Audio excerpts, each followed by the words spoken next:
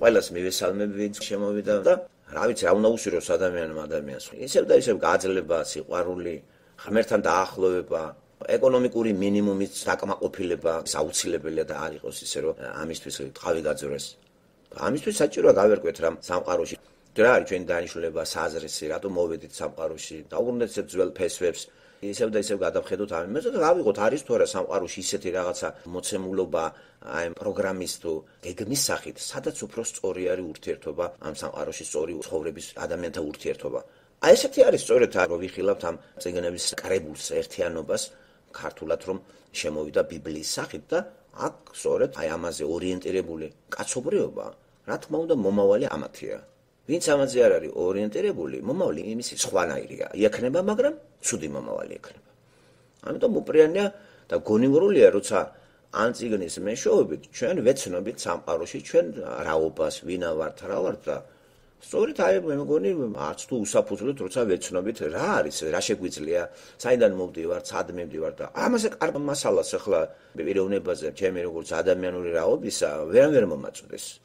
და ბუნებრივიც არის ჩვენ ამას რო ვიხილავთ და აგერ ქრისტიანობის ისტორიის წიგნს ვიხილავთ. საიდან შეიქმნა ეკლესია? ქრისტიანობის ესე იგი ეკლესიის ისტორია, სწორედ ამ ბიბლიაში მოათავსა სულიწმინდა განყოფილება წიგნი, საქმე მოციქულთა, ახალი აღთქმის ესეთი ორ ნაწილად რო იყოფა, ახალ აღთქმაში 27 წიგნიდან, რიგით მეხუთე წიგნი, როცა ასეთი თანამემდევრული დალაგებული მათე, მარკოზი, ლუკა და იოანე სადაც მოთხრობილია მაცხოვრის იესო ქრისტეს განკაცების, დედამიწაზე მოღვაწეობის, მისი სასწაულების, მისი უნიკალური ცხოვრებისა, მისი სიკვდილისა და მისი აღდგომისა ხაზგასმით. აი ამას ეყრება საფუძველი ის დაპირებული ახალი აღთქმა პრაქტიკულად გახორციელდება სწორედ პირველ საუკუნეში და არ დაკტოვა სულიწმინდამ გაუგებრობაში და ეს ეკლესიის წარმოშობის ისტორია შეკუმშული ფორმით გადმოცემულია სულიწმინდის საქმეებში, მოციქულები როგორ ასრულებენ ამ მითითებებს და რის ხარჯზე სიცოცხლის ფასად უჯდებათ ეს. ყველაფერი ეს ჩაწერილია და ჩვენამდე მოღწეულია 28 თავიან წიგნში. რიგით მერვე თავი დავამთავრეთ გასულ მე-9 მეათეზე გავდივართ. და საჭირო უფრო მეტად გულისყური მივაყროთ ამას. რა არის ძველი აღთქმა, ახალი აღთქმა? ამ ეტაპზე ამას ახლა დრო წამართმეს რომ აღიხსნათ რა განსხვავება, რას ნიშნავს აღთქმა ესეც, აკვრით ნათქვამი გვაქვს და რას მოითხოვს აღთქმა და ვისთან არის დადებული ეს ხელშეკრულებები, რატო გაუქმთავთ ძველი არსობრივად, რადიკალურად რა განსხვავება აქვს ამას? გახსოვთ წინა ღამით საიდუმლო სერობის დროს იესომ კიდე ხაზგასმით დაადასტურა პასექის დროს, დაადასტურა ეს თავის მოციქულებს, პურს ტეხავს და ეუბნება ეს არის ჩემი სხეული, ასევე ეს თასი შესმა სისხლი დათხეული ცოდვისათვის და იდება ახალი აღთქმა. იესომ გაახსენა ძველი აღთქმა, რომელიც ჩაწერილია სიტყვასიტყვით, ძველი აღთქმის წიგნებიდან ორ წინასწარმეტყველის ხაზგასმით არის. ირემია წინასწარმეტყველი 31 თავის 31-33 მუხლის ჩათვლით, ეზეკიელი 36 თავის 26-27 მუხლი. აი ამას კიდე ერთხელ რომ წავიკითხავთ, მივხვდებით, აი როგორ შესრულდა. რატომ მოხდა ამ ძველი აღთქმის გაუქმება? იმიტომ რომ ადამიანმა ვერ შეასრულა ეგ. ისრაელმა ვერ შეასრულა. ამიტომ ისეთ აღთქმას დავდებო, რომ გულში და ტვინში ჩავწერ ამას. აი რადიკალიზმი, ქრისტიანობის რადიკალი. აი ძირითადად, ესე იგი, ლაპარაკია თვისებრივად ახალი ადამიანის შექმნაზე. და ეს არის სასწაული. აი ეს არის ქრისტიანობა, აი ეს არის ეკლესია.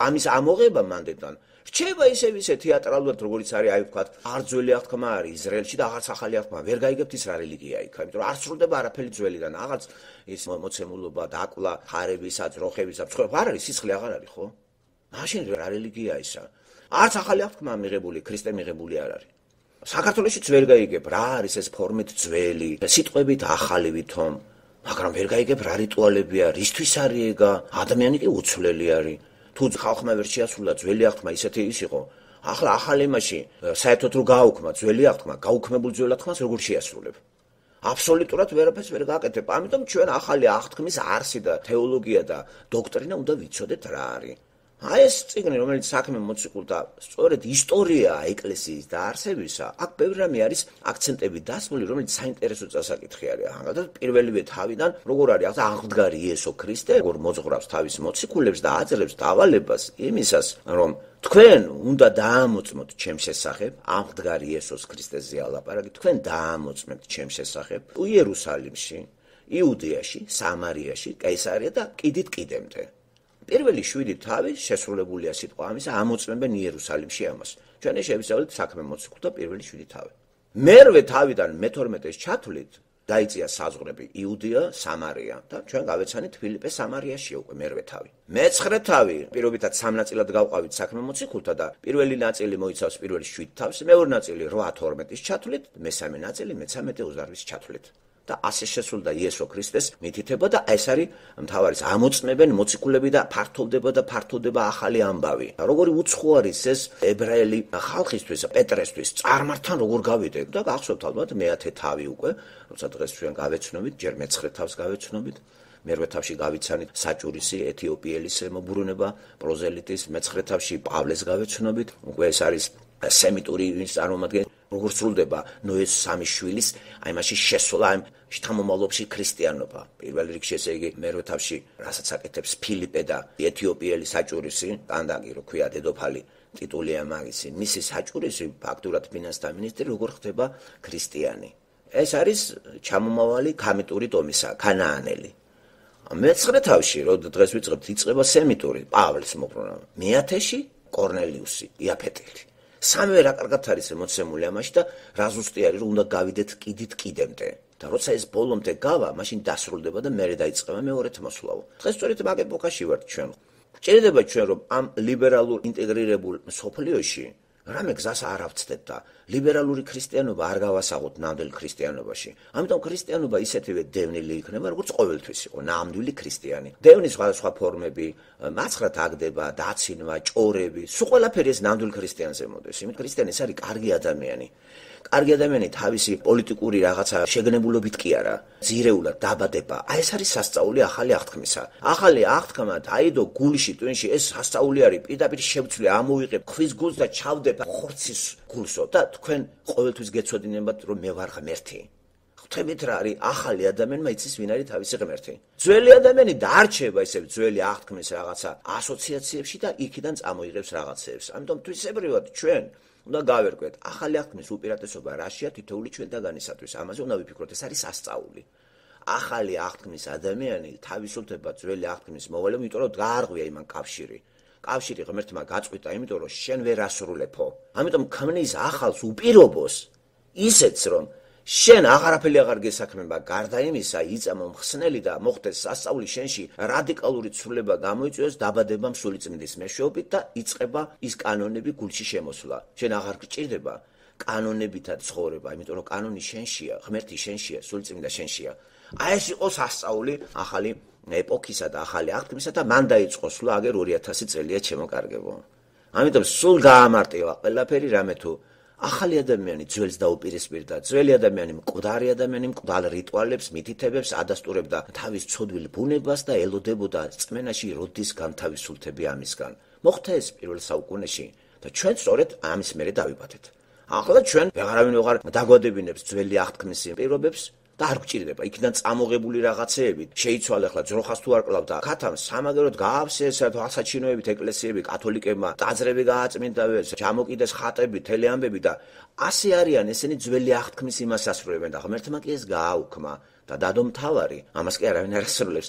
რას არ ასრულებს? არენდობა სიტყვაში, რომ შენში ვარ უკვე. სულიწმინდა თქვენშია. ამიტომ დაიწყო ნათლობა, როგორც პირველი ნათლობა, მონანიების ნათლობა, იოანე ნათლისმცემელისა, ასევე ნათლობა სულიწმინდისა. პირველ საუკუნეში სწორედ ეს ხდება, ხელდასხმით სულიწმინდა გადადის ყველაზე. იბადებიან ადამიანები და ახალი ადამიანები განიცდიან ამას. ყველა მოციქული ესეა. თვისებრივად მას აღარ ჭირდება მითითებები. წინდაცვეთა გააკეთე, იცი რა არის, ეს არ შეჭამო, ის შეჭამო. ამას გვასწავლის ეს ისტორიული წიგნი და გვაფიქრებს და თანამედროვეობაში გადმოგვაქვს. რამდენად სრულდება ის და იმასაც გაგვარკვევინებს დღეს რა ქრისტიანობაა მსოფლიოში. ამიტომ კიდევ ერთხელ ვთხოვოთ ღმერთს, რომ დღესაც ყველანაირად თავის თავზე ესეთი კარგად შემოიტანოს თავისი დოქტრინა ჩვენ ცნობიერებაში. ვალაპარაკობს თავისი ნებითა და კარგად გვასწავლოს რა. მისი ლოცვა კურთხევის გარეშე ამ წიგნის შესწავლა ცოტა ძნელია, ცოტა კი არა შეუძლებელია და ვთხოვოთ, რომ უფრო და უფრო დაგვაახლოს თავის დოქტრინას და კარგად გაგვაგებინოს მის შესახებ და ისევე გვაზიაროს ამ რწმენას, როგორც პირველ საუკუნეში თავისი მოციქულებს რო ეცხადებოდა. ჩვენ კიდევ გვეცხადება ამ წერილის მეშვეობით და როცა ჩვენი გული მისკენ არის მიდრეკილი, გაგვაგებინებს თითქოს და გაუგება იმ ადგილებს და იმ მუხლებს, რომელიც აგრერიგად დაიყო ეკლესიები და რა ხდება სოფლიოში, თქვენ ჩემზე კარგად იცით. წავიკითხოთ ახლა მეგობრებო, მე-9 მე-10 და შევუდგეთ ამის განხილვას. თავი მე-9.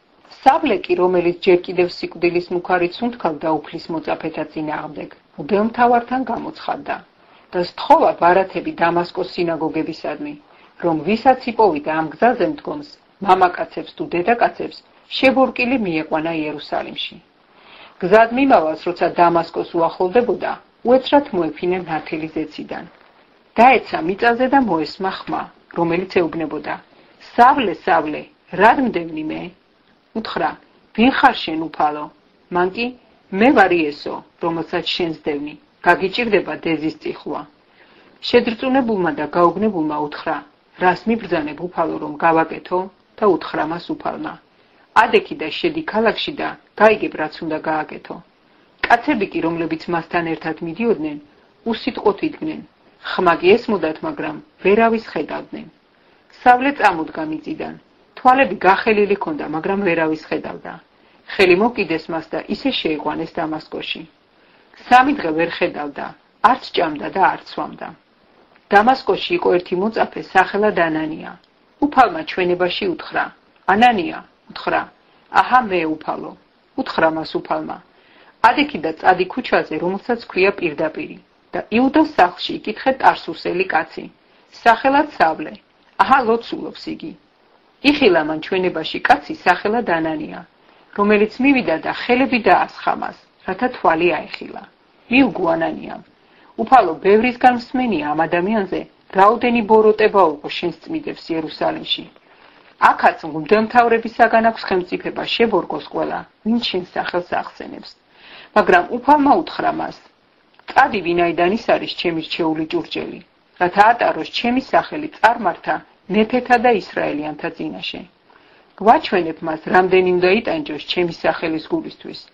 წავიდა ანანია, შევიდა იმ სახლში, დაასხა მას ხელები და უთხრა: "ძმაო სავლე, უფალმა გამომგზავნა მე იესომ, რომელიც გეჩვენა გზაზე, სადაც მიდიოდი, რომ თვალი აგეხილოს და აღივსოს სულიწმიდით. და მაშინვე თითქოს ქერცლი მოსძვრაო მის თვალებს, თვალები აეხილა, ადგა და მოინათლა. მიიღო საჭმელი და მომაგრდა. დამასკოში მყოფ მოწაფეებთან დაჰყო რამდენიმე დღე. სასტრაფოდ დაიწყო სინაგოგებში ქადაგება იესოზე, რომ ის არის ძე ღვთისა.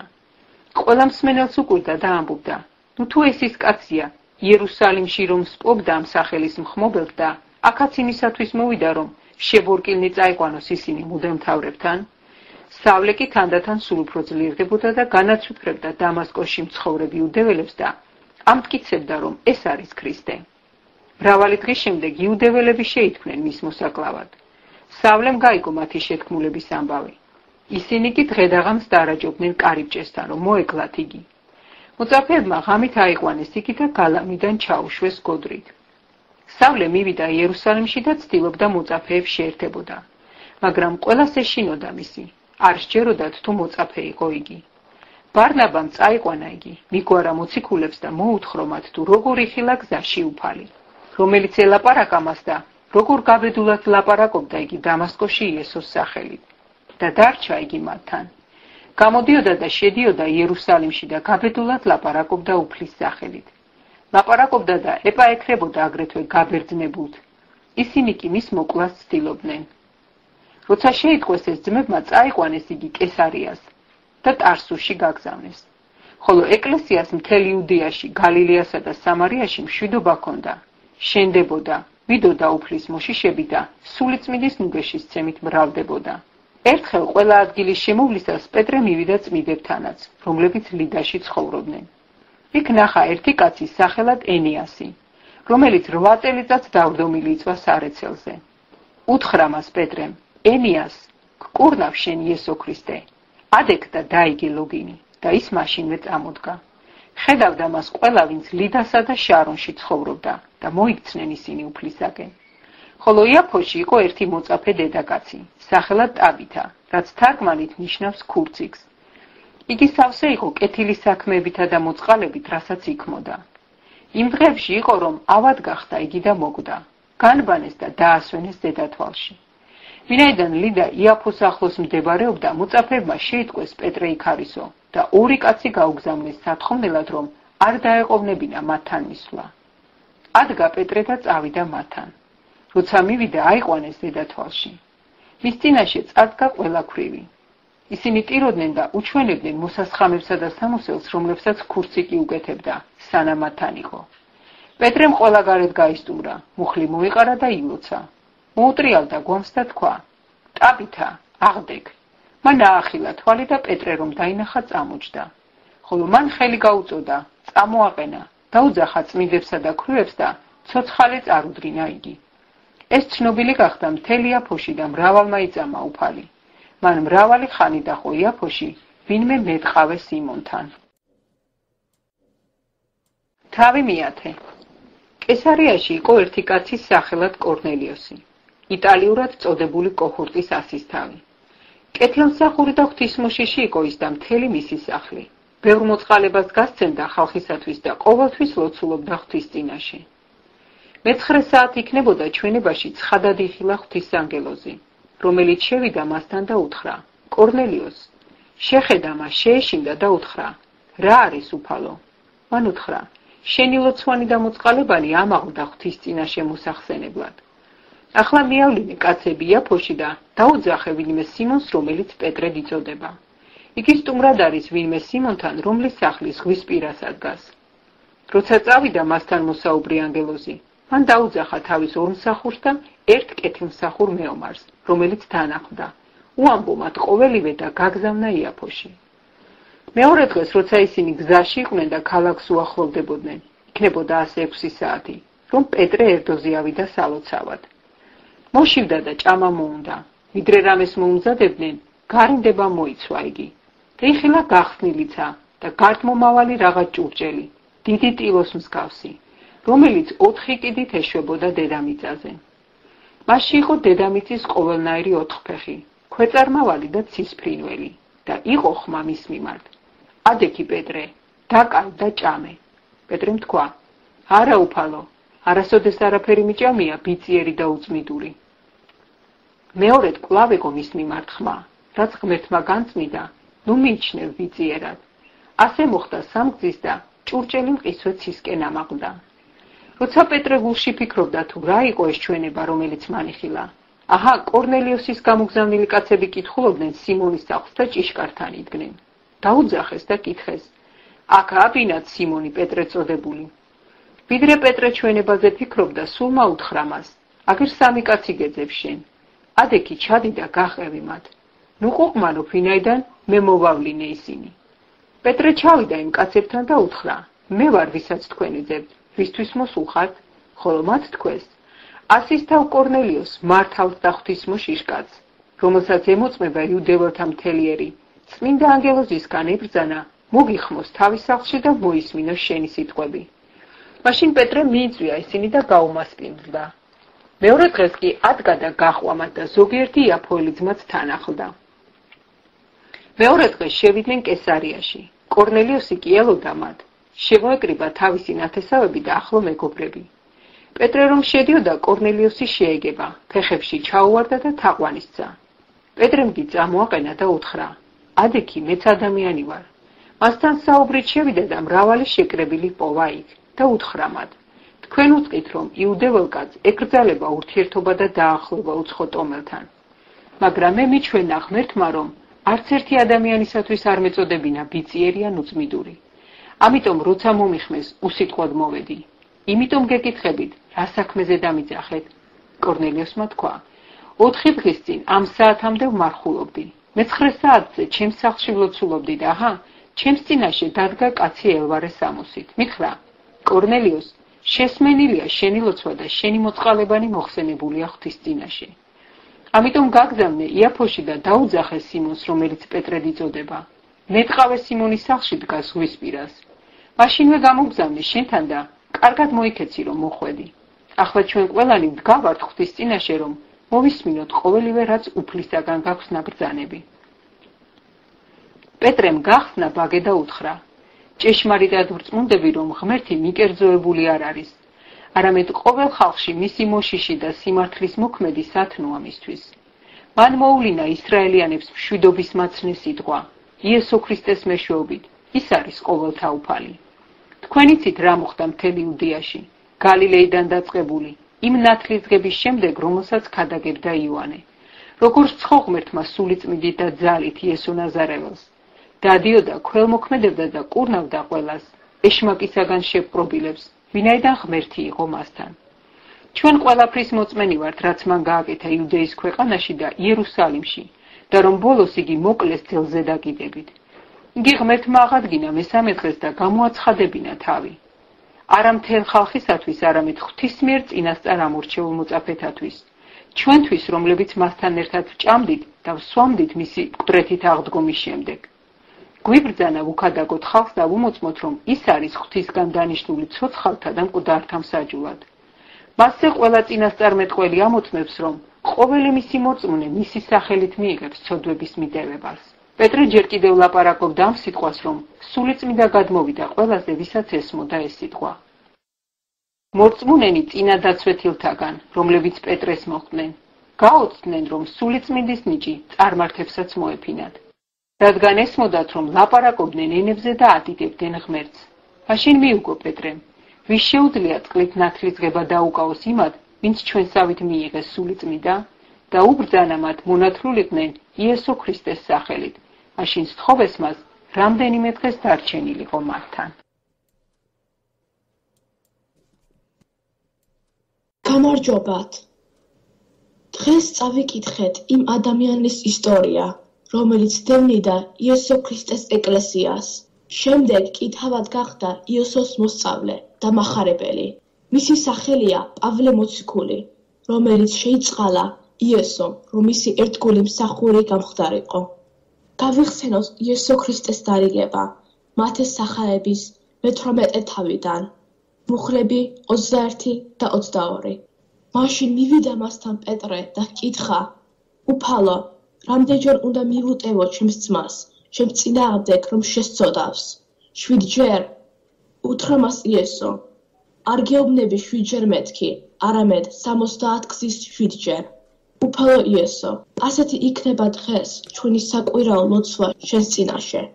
გთხოვთ უფალო, გვასწავლე ერთმანეთის მიტევება იმ სიყვარულით, რომლითაც შენს შეგვიყვარე და მოგვიტევე ყველა ჩვენი დაფარულით, თუ თვალსაჩინო ნაკლოვანებები და ცოდვები. შენ ხომ ყველა ადამიანს აძლევ დროს, ვიდრე სიკვდილის უკანასკნელ წუთამდე, რომ მოინანიოს და გადარჩეს. ასევე ჩვენს, უფალო იესო, ვინც ქრისტიანის სახელს ვატარებთ, მოგვეცი მოწყალების, შეწყალებისა და პატიების ძალა და სურვილი სიყვარულში, რომელიც წარმოჩინდება არა მარტო ჩვენ სიტყვებში, არამედ გულწრფელ საქმეებში. და იყოს შენი წყალობა ჩვენზე, უფალო იესო ქრისტე და საუკუნოდ იდიდოს შემაწმინდა სახელმა, მამაში, ძეში და სულიწმიდაში. ამინ. გვადლობთ. მოგესალმებით. ღმერთვევედრები იესო ქრისტეს სახელით მისინებით ამალაპარაკოს და აქ მოყვანილი ადგილები ღვთის წერილიდან იყოს მისი სიტყვის ძვირფასი საგანძურის კვლავად სინათლეზე გამოტანა, გახმიანება, რათა მსმენელი გამდიდრდეს ამ საგანძურით ჭეშმარიტ სულიერებაში და დანაყრდეს ციდან ბოძებული საკვებით, უფლის სიტყვით. ჩვენი ლოცვა არასაც ვაკეთებთ ღმერთის სახელის განდიდებისა იყოს და არა მისი სახელის შერცხვენისა. დაგვეხმარა უფალო ჩვენ, ყოვლად უსუსურებს და უვარგისებს. ასეთები ვართ შენს გარეშე, მაგრამ მადლბოძებულებსა და სარგებლიანებს შენში და შენთვის. ეს არის ჩემი ლოცვა. ბიბლიაში რაც წერია, მე ის მწამს.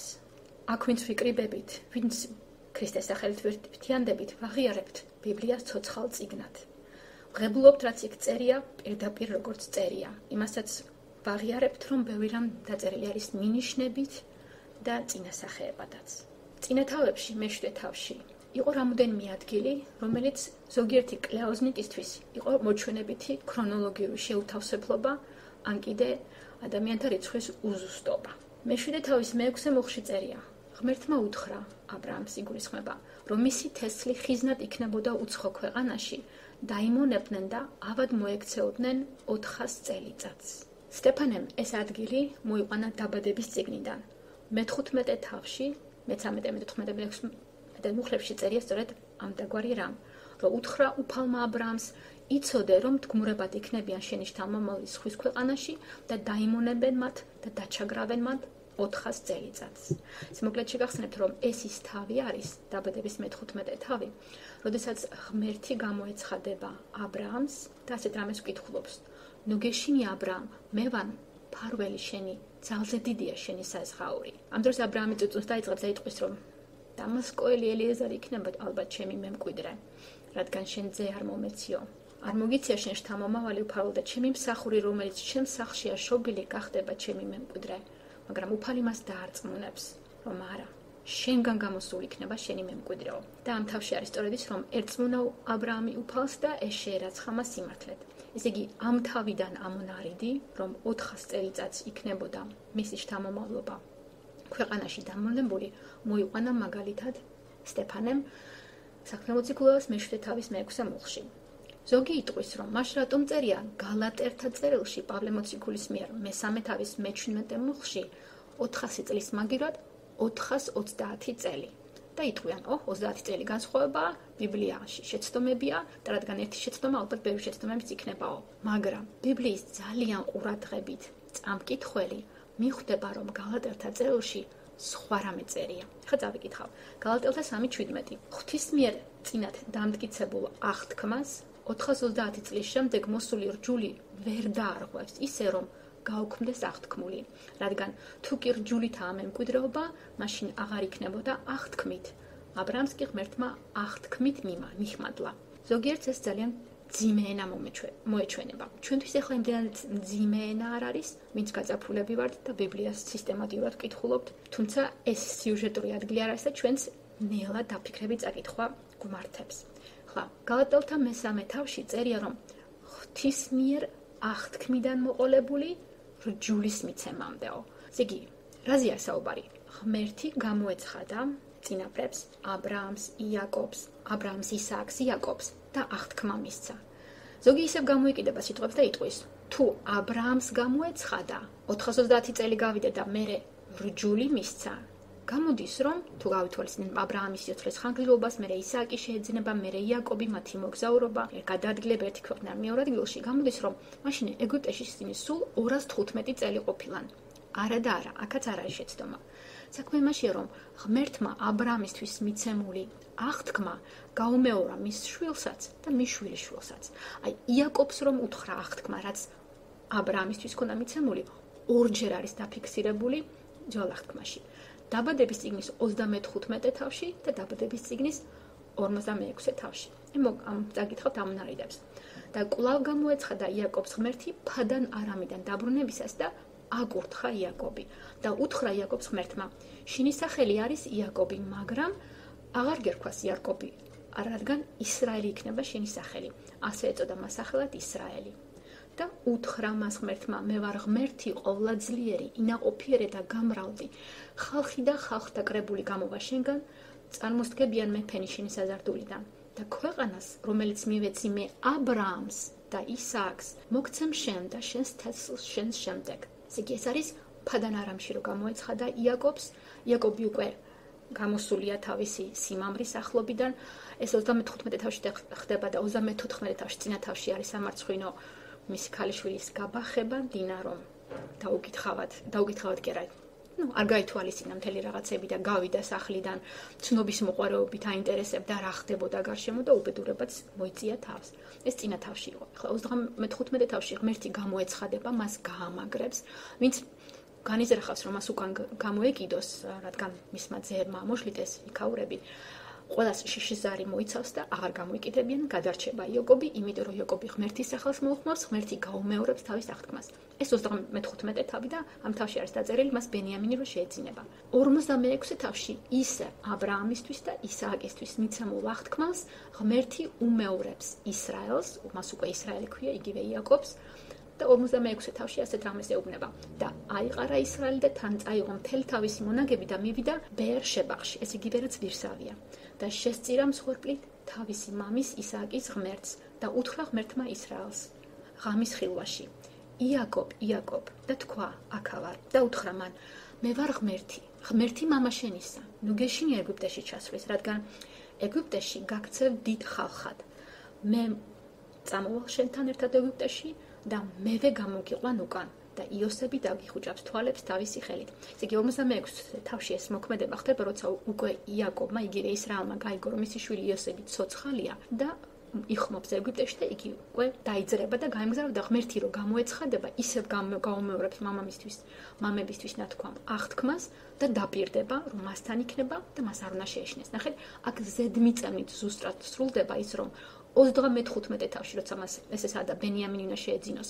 430 წლით ადრეა, 46 თავში უკვე უნდა შევიდნენ ეგვიპტეში და 400 წლით ადრეა და 400 წლის შემდეგ მას უკვე ესე იგი მის შთამომავლობას ერს მიეცემა რჯულის კანონი, ასე რომ არანაირი წინააღმდეგობა არ არის. ესე იგი აბრაამიდან კი არ უნდა დავიწყოთ ათვლა და მაშინ 125 წელი გამოდის ებრაელების გმინვა და მონობა ეგვიპტეში, არამედ ის აღთქმა, რომელიც გაუმეორა ისააკსაც და მერე იაკობსაც და ამიტომ ყველანაირი წინააღმდეგობა იშლება. ეს ჩემთვის იყო საინტერესო მონარიდების დაჯგუფება და კიდე გაცნობა იმ ხალხისთვის, ვისაც ცოტა კვლეოზნიკური გონება აქვს, თორე ჩემთვის ეს იმთავით ვერწმენით იყო მიღებული, იმიტომ რომ მე ვთვლი, რომ ღვთის წიგნი ჩვენამდე მოსული, რაც ჩვენ ხელი მიგვიწვდება, სხვადასხვა თარგმანები გვაქვს, შეგვიძლია შევაჯეროთ ერთმანეთს, იქ ყველაფერი წერია უშეცდომოდ, იმიტომ რომ ეს არ არის რაღაცა რომანი დაწერილი ვიღაცა ცოდვილი ადამიანის მიერ თავისი ხუშტურებით, არამედ ეს არის წიგნი ცოცხალი, ნამდვილი, ღმერთმა ქვეყნიერების შემოქმედა იზრუნა, რომ იქ ისე ყოფილიყო დაწერილი, რომ მე რო წავეკითხავდი ქართულად ან რუსულად ან ინგლისურად, ან ნებისმიერ თქვენთაგანი ვინც რა ენაზე მოახერხებდა, ღმერთი იქიდან იმ ადამიანის სულს ელაპარაკება და ეს საჭიროა. ხოლო მეშვიდე თავში კიდევ რაც იყო, ესე ვთქვათ, კრეოზნიკებისთვის, მოჩვენებითი რიცხობრივი შეუთავსებლობა და უზუსტობა, ეს არის მოდგმის რაოდენობა. ესე კი წავიკითხავ. მეშვიდე თავის მე-14 მუხლში წერია. სტეფანეს მიერ ნათქვამი გაგზავნა იოსებმა და მოიწვია თავისი მამა იაკობი და მთელი თავის სანათესაო 75 სული. ეს არის საქმეების წიგნი მეშვიდე თავის მე-14 მუხლი. აქ პარალელი აქვს მოყვანილი სტეფანეს დაბადების წიგნიდან 56 თავში, რაც წერია. ეხლა აქ უნდა გავითვალისწინოთ ძალიან მნიშვნელოვანი მომენტი, რომ იერუსალიმელი იუდაელები სარგებლობდნენ ძველი აღთქმის გრაგნილების არამეური თარგმანით. არამეულ თარგმანში ნახსენები არის რიცხვი 70. გაბერძნებული ებრაელები, ბერძნულად რო ლაპარაკობდნენ და გაფანტულები იყვნენ, მათ შორის იყო სტეფანეც, სარგებლობდნენ სეპტუაგინტეს თარგმანით და სეპტუაგინტეს თარგმანში დაბადების 56 თავშიც, გამოსვლათა პირველ თავშიც 70-ის მაგივრად წერია 75 და ეს იწვევს თითქოს შეუთავსებლობას და გაუგებრობას. მაგრამ ჩვენთვის მკითხველისთვის, ვინც ამას ჩაუკვირდება, მივხვდებით, რომ ამით დასტურდება, რომ სტეფანე იყო გაბერძნებული, ბერძნულად მოლაპარაკე, იგი სული წმინდით ახსავსე პიროვნება რო იყო, ღმერთმა გამოიყენა როგორც თავისი ჭურჭელი, რომ მას ეკადაგა იერუსალიმის შემოგარენში და იმ ადამიანებისთვის, რომლებიც დღესასწაულებზე ჩამოდიოდნენ ხოლმე ებრაელები გაფანტულობიდან და ეხლა მათ უნდა მოესმინათ ღვთის სიტყვა. და რადგან მან ისეთი ციტატები მოიყვნა, რომლითაც ჩვენ ხვდებით, რომ ეს იყო არამეული თარგმანი, არა სეპტუაგინტა, ამით ვწმუნებით, რომ სტეფანე იყო ბერძნულად მოლაპარაკე. ეხლა წინააღმდეგობა აქ არ არის, იმიტომ რომ თქვათ, ჩავიხედოთ არამეულ თარგმანში, სადაც ებრაულად წერია. აქ ესეთი რამ წერია და წავიკითხავ დაბადების 56 თავის 26 მუხლს. ეგვიპტეში იაკობთან ერთად, მიაქცეთ ყურადღება, იაკობთან ერთად ჩასული ყოველი სული, მისი საზარდულიდან გამოსული, გარდა იაკობის ძეთა ცოლებისა, სულ იყო 66 სული. მამაკაცებზეა საუბარი. ესე იგი გამოდის იაკობი პლუს 66 სული. იაკობთან ერთად რო წერია. ესე იგი ქალები არ იგულისხმება, იგულისხმებიან მამაკაცის შთამომავლები, იაკობს პლუს 66. ამას რო დაუმატებთ იოსებს, რომელიც ეგვიპტეში დახვდება და იოსების ორ ვაჟს, მამაკაცებზეა საუბარი, მენაშეს და ეფრემს, გამოგვივა 66 პლუს 1 იაკობი პლუს იოსები, მენაშე და ეფრემი 3 კაცი. გამოდის 70 და აქ ყველაფერი ლაგდება. ესე იგი 70 არის აი ამ კუთხიდან ებრაელების ნათქვამიდან სწორი. ამისი მსგავსი რამ წერია გამოსვლათა წიგნში, პირველი თავის მეხუთე მუხლში წერია და ყოველი მათგანი გამოსული იყო იაკობის საზარდულიდან 70 სული, ხოლო იოსები უკვე ეგვიპტეში იყო. აი იქ რო დართული აქვს იოსები ეგვიპტეში იყო, აქ შემთხვევითი არ არის და ეხლა აგიხსნით რატომ. ჩემთვის ძალიან გასაგებია ყველაფერი 70 როგორ გახდა, იაკობს დამატებული 66 პლუს კიდე იქ 3 ეგვიპტეში რო დახვდება იოსები, მენაშე და ეფრემი. და აქედან ვღებულობ მე. ეხლა საიდან გვაქვს რიცხვი 75. ეხლა საქმე იმაშია, რომ იაკობმა, როცა გაიგო იგივე ისრაელმა, რომ მას ავდა იოსები ცოცხალი, ძალიან გაუხარდა და იოსების შვილებზე თქვა, რომ ესენი ჩემი შვილები იქნებიანო. და ამიტომ მენაშე და ეფრემი ჩაეწერნენ იაკობის შვილებთან ერთად, რეუბენთან, გადთან, ასირთან ერთად და უკვე მისი შვილიშვილები ფაქტიურად გახდნენ მისი შვილები, სტატუსი მათ აუმაღლად და იყვნენ პატრიარქის ისრაელის შვილები და ამიტომ, როდესაც მენაშეს და ეფრემს შეეძინებათ თავიანთი შვილები და მათ ჩამოთვლილია რომ ეყოლებათ 7 შვილი, ესე იგი იოსებს ეყოლება 7 შვილიშვილი, ესენი მიეთვლება ისრაელს, როგორც მისი შთამომავალი, მისი საზარდულიდან გამოსული და რა თქმა უნდა, იოსები იყო ისრაელის საზარდულიდან გამოსული და 7 შვილიშვილიც ისრაელის იგივე იაკობის საზარდულიდან იყო გამოსული. და 75 ვღებულობთ ასე. 66 ადამიანი, რომელიც ჩამოთვლილია და სეპტუაგინტა და ებრაელთა წიგნი ემთხვევა, დამატებული ეს 7 შვილიშვილი, გამოდის 73 ადამიანი. ესე იგი 73 არის 66 პლუს 7. ამას უნდა დავუმატოთ მენაშე, ეფრემი, გამოდის 75 და უკვე სადაც რამე სიტყვა ნათქვამი არის 75 სეპტუაგინტაში, იქ იაკობი არ იგულისხმება შიგნით. ტექსტი სხვანაირად იკითხება და იგულისხმება, რომ იაკობს, იგივე ისრაელს, პლუს 75, ხოლო იოსები უკვე ეგვიპტეში იყო. ნახეთ, იქ უკვე გრამატიკულად თუ წაიკითხავთ, გამოვა 66 ჩამონათვალი, რომელიც სეპტუაგინტში და არამეულ გრაგნში ერთი და იგივეა, ზუსტად იგივე სახელებია, ახლა ყველა 66-ს ხო არ ჩამოვთვლი. დამატებული 7 შვილიშვილი, დამატებული მენაშე და ეფრემი, საზარდულიდან გამოსულები, ეს ყველაფერი მიეთვალა ისრაელს და გამოვიდა, რომ ისრაელს პლუს 75 და იოსები უკვე ეგვიპტეში იყო და არანაირი წინააღმდეგობა უკვე არ აქვს. მე პირადად უფრო ვემხრობი, უფრო გასაგებ და ნათელ არამეულ რიცხვს 70-ს, რომელშიც შედის 66 ჩამონათვალი პლუს იაკობი და პლუს ის 3 საყვარელი ადამიანი, რომელიც მან არც იცოდა, რომ იყვნენ ცოცხლები, იოსები მკვდარი ეგონა და მენაშე და ეფრემი, რომელიც მან ფაქტიურად იშულა.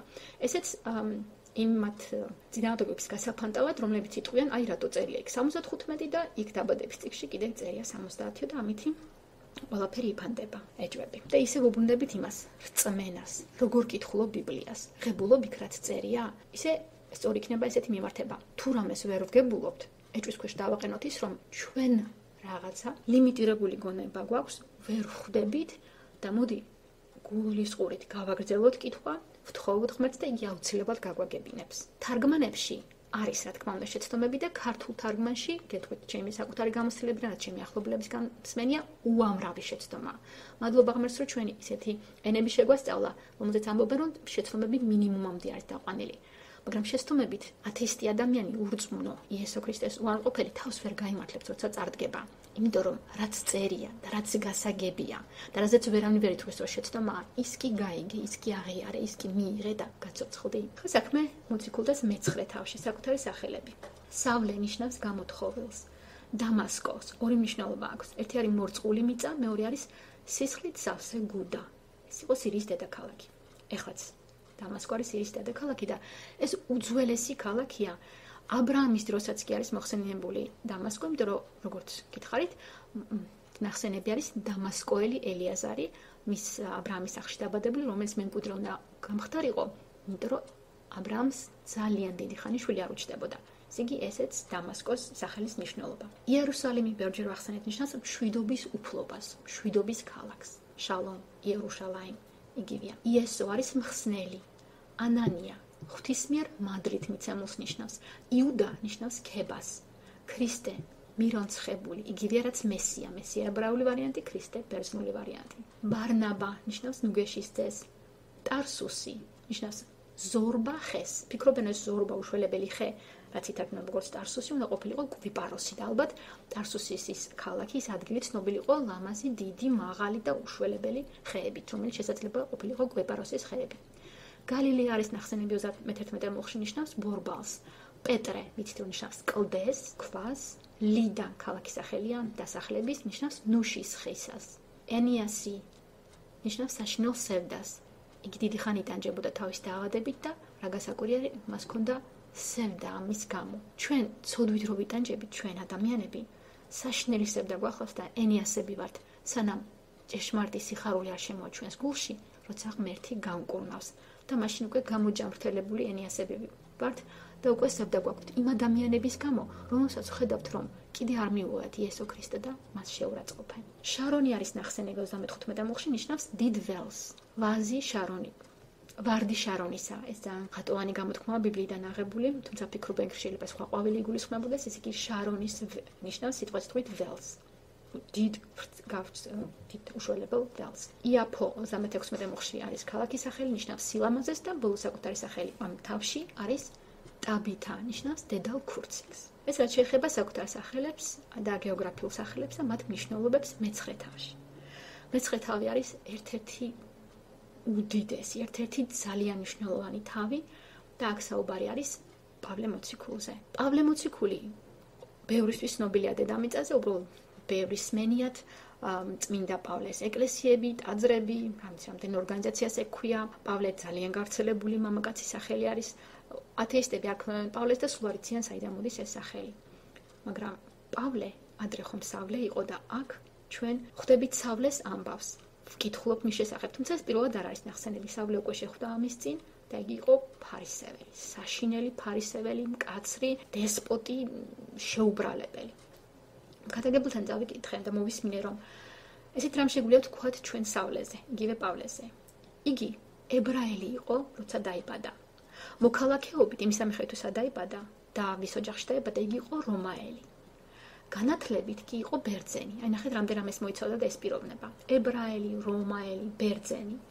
მაგრამ როდესაც იგი მოექცა და ქრისტეს მიმდევარი გახდა, იგი უკვე მადლით იყო გადარჩენილი და ქრისტიანი. სავლედან მივიღეთ პავლე. პავლე იყო მისიონერი, თეოლოგი, ევანგელისტი, მოძღვარი, იგივე პასტორი, ორგანიზატორი, ლიდერი, ჭეშმარიტებისთვის დაუდეგრად მებრძოლი და ადამიანთა სულების დიდი მოყვარული.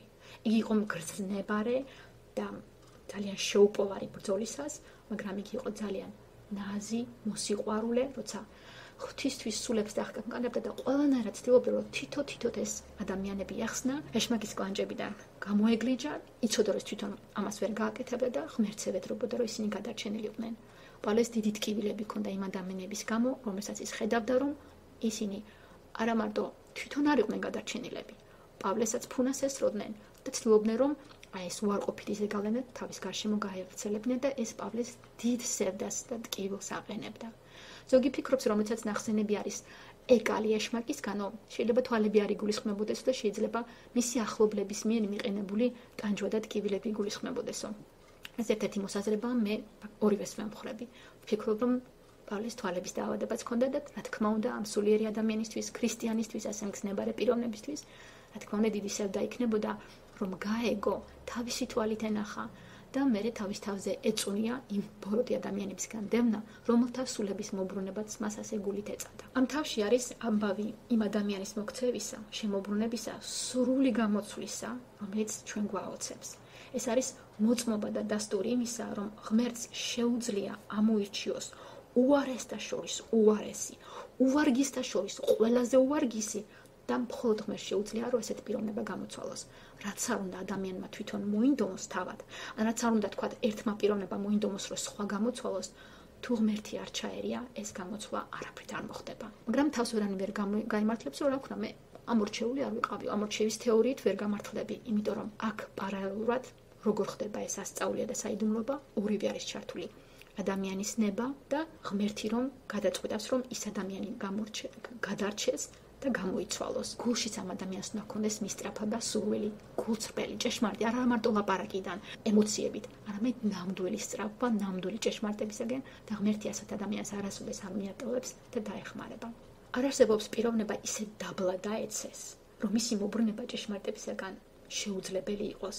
ასე სასწაულებს ღმერთი ახდენს და სავლესგან, ამ საშინელი ქრისტიანი მდევნელისაგან, კვლელისაგან ფაქტიურად რომ პავლე მოციქული მივიღეთ, სწორედ ამისი ნათელი მაგალითია, რომ რაც არ უნდა, სუდი რაღაცები გააკეთონ, კვლელი იყო, იმედი ყოველთვის არის, სანამ სული გიდგას. შეიძლება ბოლო წუთებამდე ავაზაკი იყო, ოღონდ გულით მოინანია, აღიარე, მიხვდი, ხელი გაიწოდე ღმერთისკენ სულიერად და ის გადაგარჩენს, მაგრამ არავითარ შემთხვევაში გადადება არ შეიძლება. იმიტომ რომ რა გარანტია, რომ მაგის იმედი გაქვს, ავაზაკობ და ფიქრობ, მე მოვინანიებო, მე კი იქნები გონებაზე. ხო შეიძლება ისე ქონდეს უკვე გული გაქვავებული, რომ ღმერთმა მე ისე გაგიქვაოს, რომ გონებაზეც ვერ იყო და ვეღარ მიხვდე. ფარაონის მაგალითი გაგვახსენდეს. ფარაონმა გაიქვავა გული ერთხელ, გაიქვავა გული ორჯერ, გაიქვავა გული მესამეჯერ და მე წერია, ღმერთმა გაუქვავა ფარაონს გულიო. ასე რომ ფარავნით ნუ გავხდები და სანამ დრო გვაქვს, ღმერთისკენ მოვბრუნდეთ და მონანიებით მის წინაშე დავემხოთ და ვაღიაროთ. პირველად როცა სწავლეს შევხვდით ბიბლიის ფურცლებზე, ეს იყო სტეფანეს ჩაქოლვისას. ეს ამბავი მკაფიოდ აღიბეჭდა სწავლეს მეხსიერებაში და მქადაგებელს, რომელსაც მოусმინა, შედარებული აქვს როგორც მოციქციკე საათმიმაგრებულ ბომბას. რუსულად არის ბომბა замедленного действия. წარმოიდგინეთ, ბომბაზე მიმაგრებულია საათი და მაშინვე აფეთქდება ეს ბომბა. ასე იყო სტეფანეს დაღუპვა. ხედავდა ამას სავლე და ალბათ გაოცებული იყო. წინა დღეებში, წინა კვირებში ალბათ სავლე იყო ის მეთაური იმ ადამიანებისა იმ მხარიდან, რომელიც ეკამათებოდა და სტეფანემ გაიმარჯვა, იმიტომ რომ სტეფანესთან სული წმინდა იყო.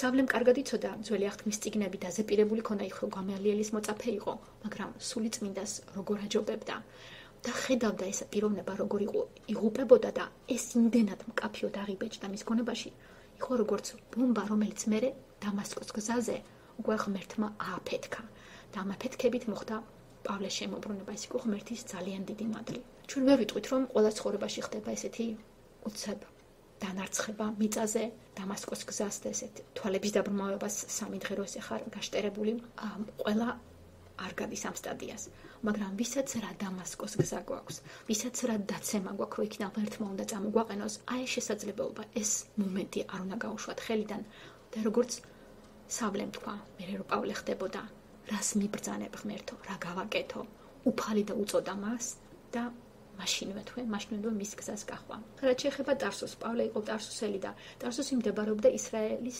ჩრდილოეთით, სადაც მცირე აზია სირიას ერწყმის.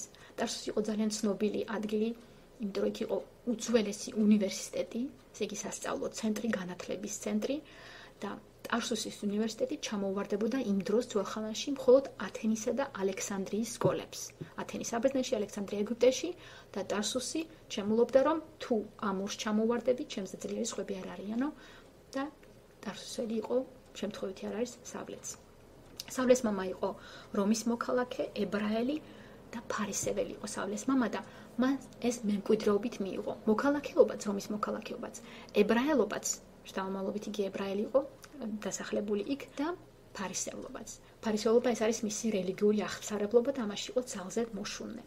მაშინელი ებრაელი ტრადიციით ყველა ებრაელ ბიჭს, პატარა რო იყო, პატარობიდან მოუყურებული, რაც არ უნდა განათლებული ყოფილიყო და რაც არ უნდა შეძლებული ოჯახიდან ყოფილიყო, ებრაელებს ესეთი წესი ჰქონდათ, რომ მათ აუცილებლად რაღაცა ხელობა უნდა ესწავლათ.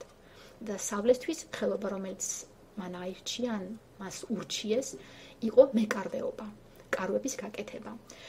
მაშინელი კარვების დამზადება ხდებოდა შავი თხის ბეწვისაგან. ჯერ ქსოვილის ზოლებს გააკეთებდნენ და მერე ამ გრძელი ნაჭრებისგან, ნაფლეთებისგან, ესე გრძელი ნაჭრებისგან კარავი იგებოდა. და კარავი მაშინ ძალიან საჭირო რამ იყო, იმიტომ რომ მაშინ ხომ არ იყო ესეთი აგურებით და ლოდებით აგებული სახლები, ესეთი მხოლოდ მეფეებს ჰქონდათ, ამ კიდე დიდგვაროვნებს. როცა ხდებოდა გადაადგილება ერთი ადგილიდან მეორე ადგილას, კარავი ძალიან მნიშვნელოვანი რამ იყო. შეაფარებდნენ თავს, წემსებს ესაჭირეობდათ ეს და კარვები იყო სხვადასხვა ტიპის.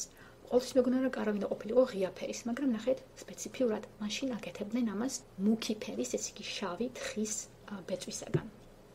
ვარაუდობდნენ, რომ დაახლოებით 13 წლის ასაკში იყო, რომ სავლე გაგზავნილ იქნა იერუსალიმს და იქ გამალielis ფეხთით სავლემ კარგად დაიზუთხა ძველი აღთქმის გრაგნილების ტექსტები.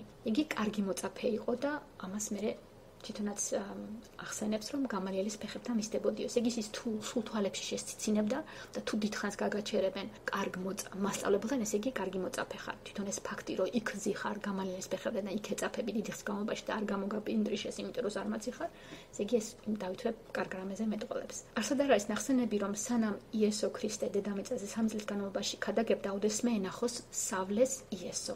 ესე იგი ვარაუდია, რომ როდესაც იესო ქადაგებდა, ალბათ ამ დროს სავლეს დამთავრებული ქონდა გამალielis ფეხებთან აღზრდა და იგი ტარსუსში იყო დაბრუნებული. და იმ ტარსუსში დაბრუნების პერიოდში მოხდა იესო რო ჯვარს აცვეს და ჩვენ უკვე აქ ხვდებით ისევ დღესასწაულზე ჩამოსულ სავლეს, რომელიც უპირისპირდება სტეფანეს და მე უკვე ვიცით რა მოხდება სტეფანეს რო ჩაქოლავენ, ვინც მეთაურობდა ამ ჩაქოლვის ორგანიზაციას, ვინც უწევდა იმის ფეხთან დადეს გახდილი დასაცმელი, რომ კარგად ესროლა თქვა. ამ ამბავს, რომ იგი მონაწილეობდა ღვთისწმინდანის მოკვაში, ხშირად ახსენებს პავლე. მას ეს სულ აწუხებდა როგორც აღიარებდა, არ მალავდა. არ ამბობდა, რომ აღარ გამახსენოთ, მაგაზე არ ილაპარაკოთ. იგი თვითონ აღიარებდა და ამით ადასტურებდა რომ მე უვარგისი ვიყავ. ნახეთ მე ესეც კი გამიკეთებია, მაგრამ მაინც ღვთის ხას უსმენდა რომ მე ის სავლი აღარა ვარ და იგი გახდა დამცირებული. ადრე თუ იყო გამოთხოვილი და მედიდური მეფის სახელი ერქვა სავლე, იგივე საული, გამოთხოვილი, როგორ ამაყობდა ალბათ ამ სახელით რომ მშობლებმა იგი გამოითხოვეს და ვაჟი შეეძინა მამამის,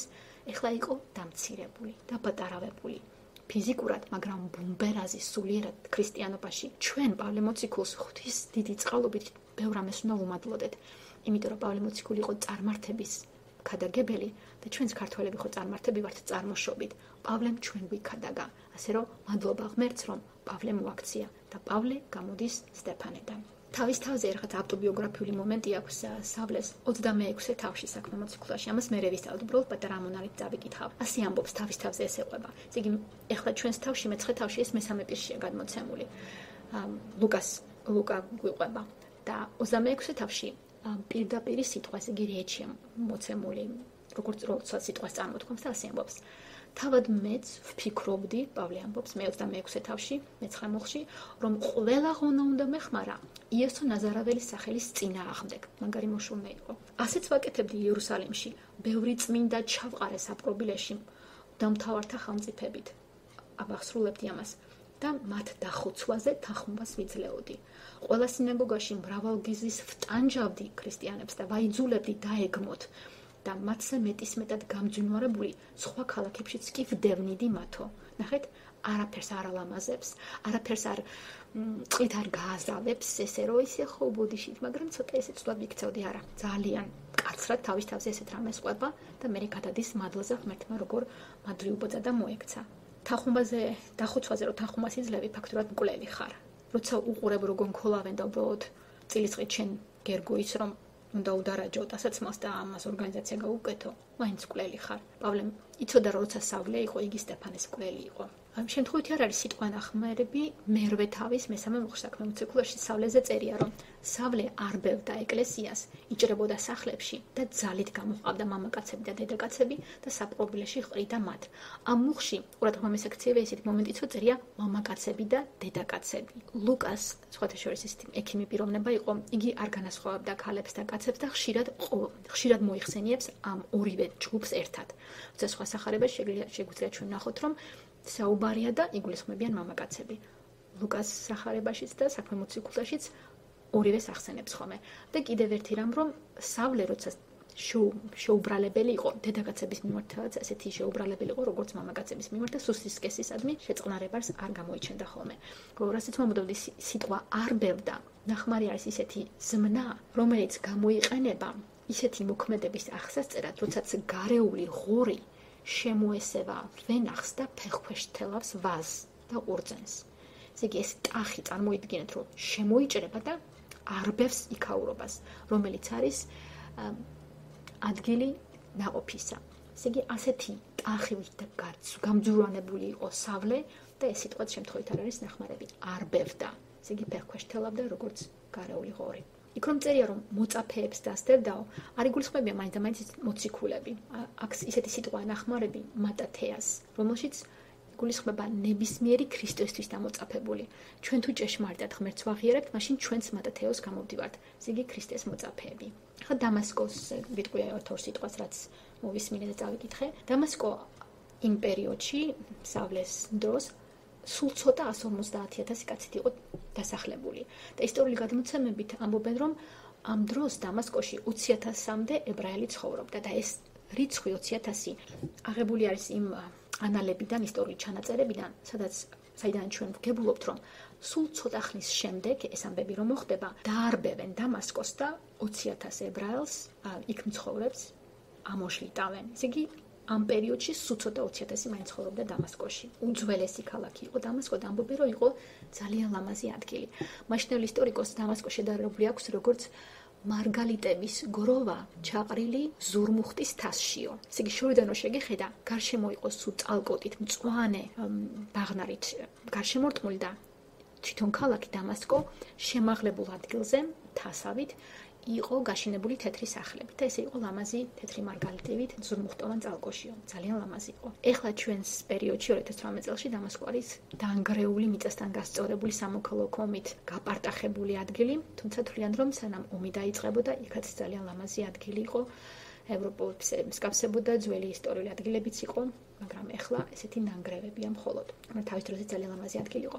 როდესაც მოხდა სტეფანეს ჩაქოლის შემდეგ ქრისტიანების დევნა და გაიფანტნენ გაქრისტიანებული ებრაელები, თვლიან რომ ემიგრანტები, უბრალოდ ტოლვილების ჯგუფი ჩავიდა დამასკოში, ეს რაღაცნაირად გაიგო სავლემ და მას სურვილი ჰქონდა რომ არა მარტო დაერბია იერუსალიმში მცხოვრები ქრისტიანების სახლები და ოჯახები, არამედ იქაც კი ჩასულიყო დამასკოში, მოეძებნა იქ ქრისტიანები, გაქრისტიანებული ებრაელები და ჩამოეთრია, დაეტუსახებინა, დაეპატიმრებინა, კაცი იქნებოდა თუ ქალი და მე სახალხოდ მოეშთოთ ისინი, ხალხს ვითომ ჭკუა ესწავლა.